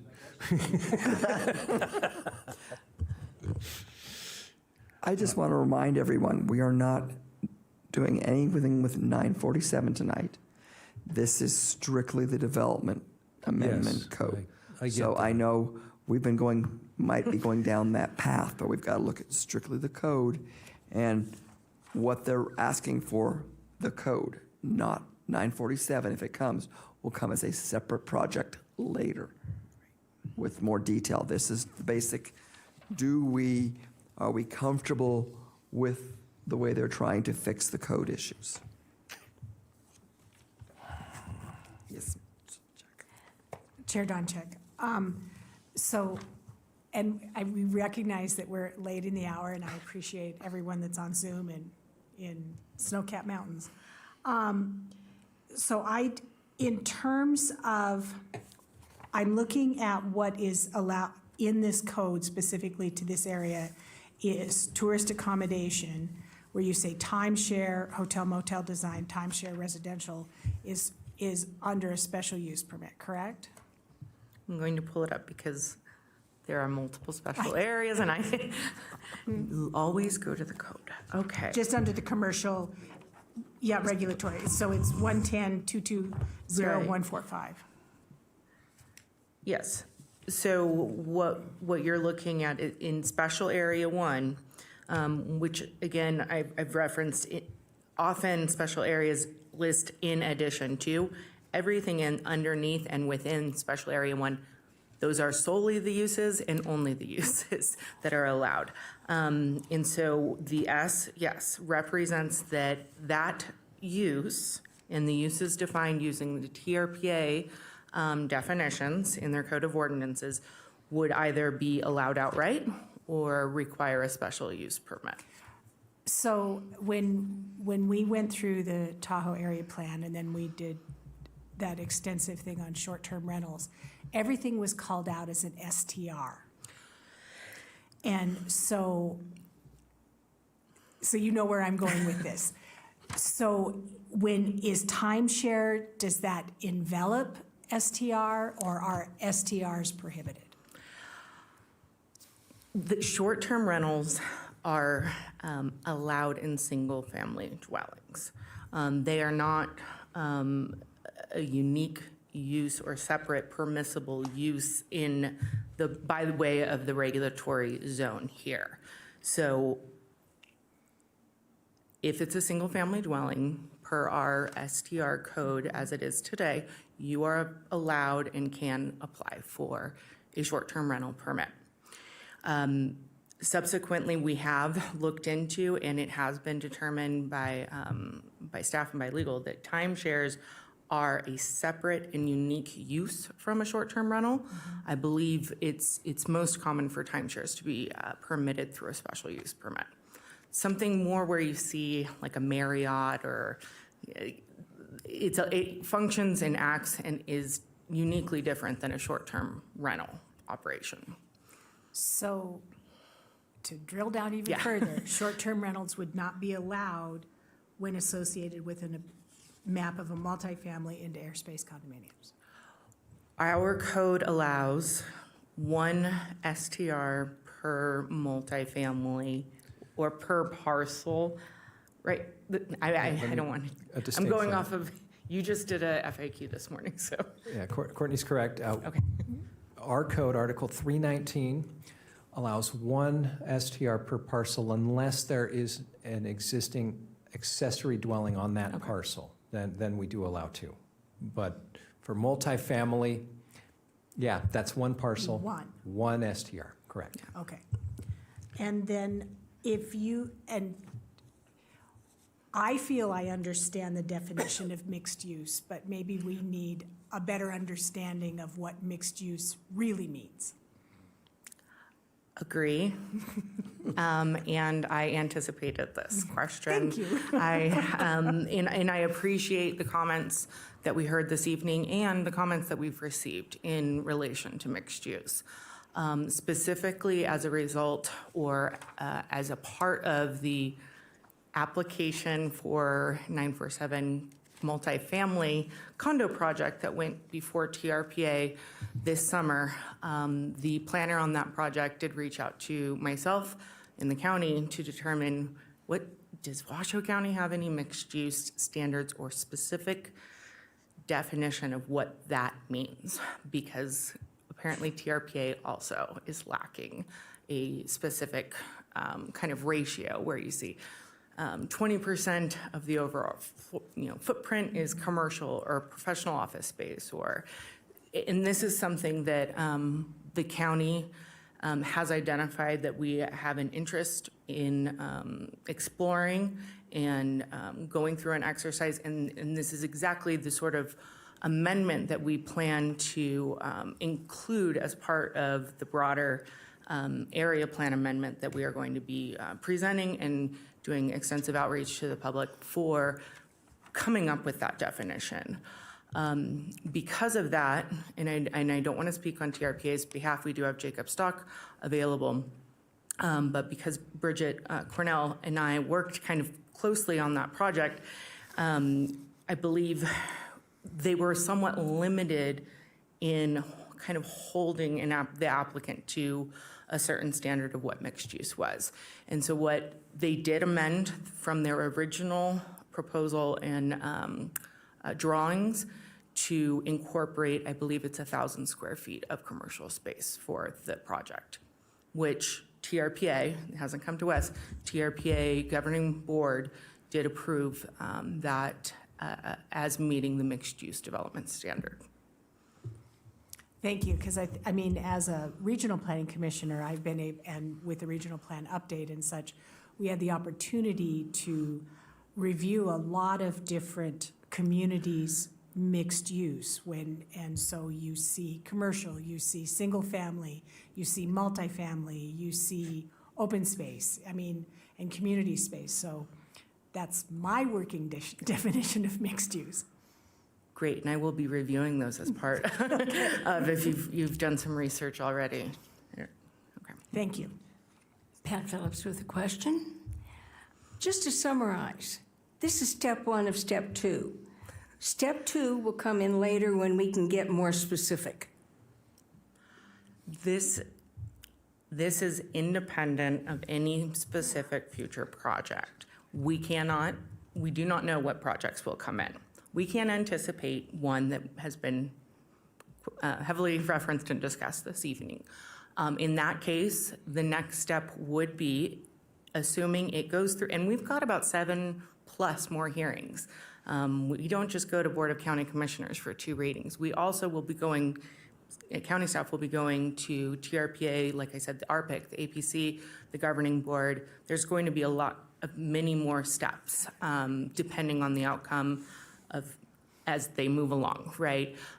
If it were approved, yes, approved existing multifamily development, or there's another term for it, but like a mixed-use development project has to be approved, can come in to subdivide and condominiumize airspace, similarly to what you've heard from the 947 project. I don't know if that, try to be succinct.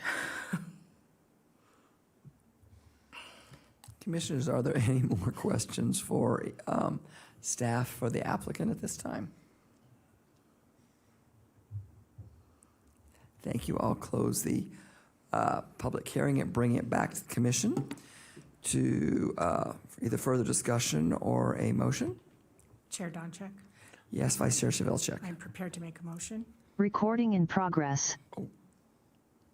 Apologies, if we could pause for one moment. I clicked the wrong person. So we will get the video back online.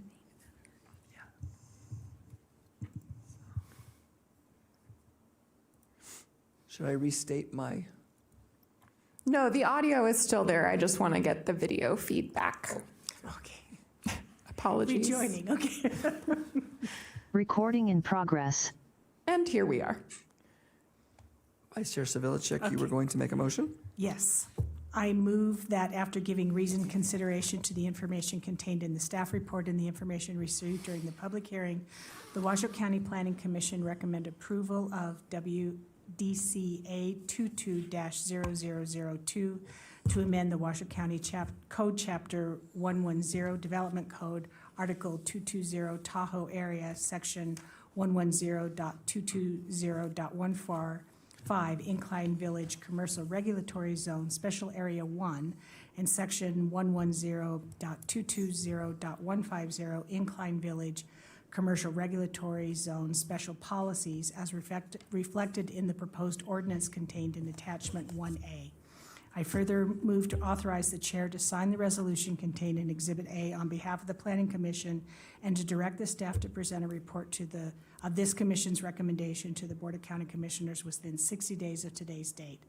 This recommendation for approval is based on the 4 findings within Washoe County Code 110.818.15E parenthetical. This is Rob for the record. I'll second it. Thank you. We have a motion and a second. Any further questions, discussion? Hearing none. All of those in favor? Aye. Any opposed? Thank you, ladies and gentlemen. It passes. Thank you, Courtney. Moving right along to item 9, chair and commission items. Any future agenda items? I first off want to say thank you to staff for our October update. And since we've been doing it for so long, I would like to possibly have staff come in and give us kind of a presentation of where they are and where they're going so we can see what we need to do. I believe it's time, yes. Okay. Anybody else with any future agenda items? Hearing none, we move on to 9B, requests for information from staff. Hearing none, thank you. We move on to item 10, directors and legal counsel's item. So item 10A, report on previous commission items, Secretary Lloyd. The only item I have to report on is the Larson MPA RZA. This is the one in Lemon Valley, the 2.7 acre parcel. That was just approved, adopted by the BCC last week. That's all I have. Then we go on to item 10B, legal information updates. Ms. Gustafson, do you have anything for us, ma'am? I do not have anything for you tonight. Thank you very much. Moving right along to public comment. Is there anything in chambers or? Chair Donchek. Well, okay, go ahead. Oh, I'm sorry. There's no public comment in chambers. I do have Phil Gillenfar with his hand raised via Zoom. All right, thank you. And if you could please unmute. Yes, Phil Gillenfar. Thank you for letting us take the time to discuss this. I'm very surprised and will file an appeal against your decision. I feel like you did not hear any of the comments against changing our community plan, and you're allowing years of time and effort in organizing and meeting with the community and working with the county staff and the TRPA to review our community plan, and then you allow a single staff member to make a judgment call and allow a project to move forward, which will greatly impact an entire community. And I'm very disappointed in each of you for your support of a change without really considering the ramifications of what you've approved. And I'm very disappointed, and I will make an appeal to that, and I will appeal the county commission's review of that and your review. And I think it was completely inappropriate. And for the record, I'm just very disappointed in your action without considering that, with the exception of one or two people and a project proponent, you had 30 or 40 people who were saying, why are you moving forward with this with no proper public input that affects our entire community? So I'm very disappointed in your actions. Thank you. I have no further public comment via Zoom, but I did want to indicate that I was remiss on item 8B, just for the record that we did receive 13 public comments, written public comments, 14 if you include the one that Mr. Buchanan brought with him tonight. Thank you. All right, thank you. I believe we might have some public comment in chambers. Thank you, Chair Donchek. In terms of just as a citizen of Washoe County, I want to express my dismay that applicants are being harassed for projects. So that troubles me deeply.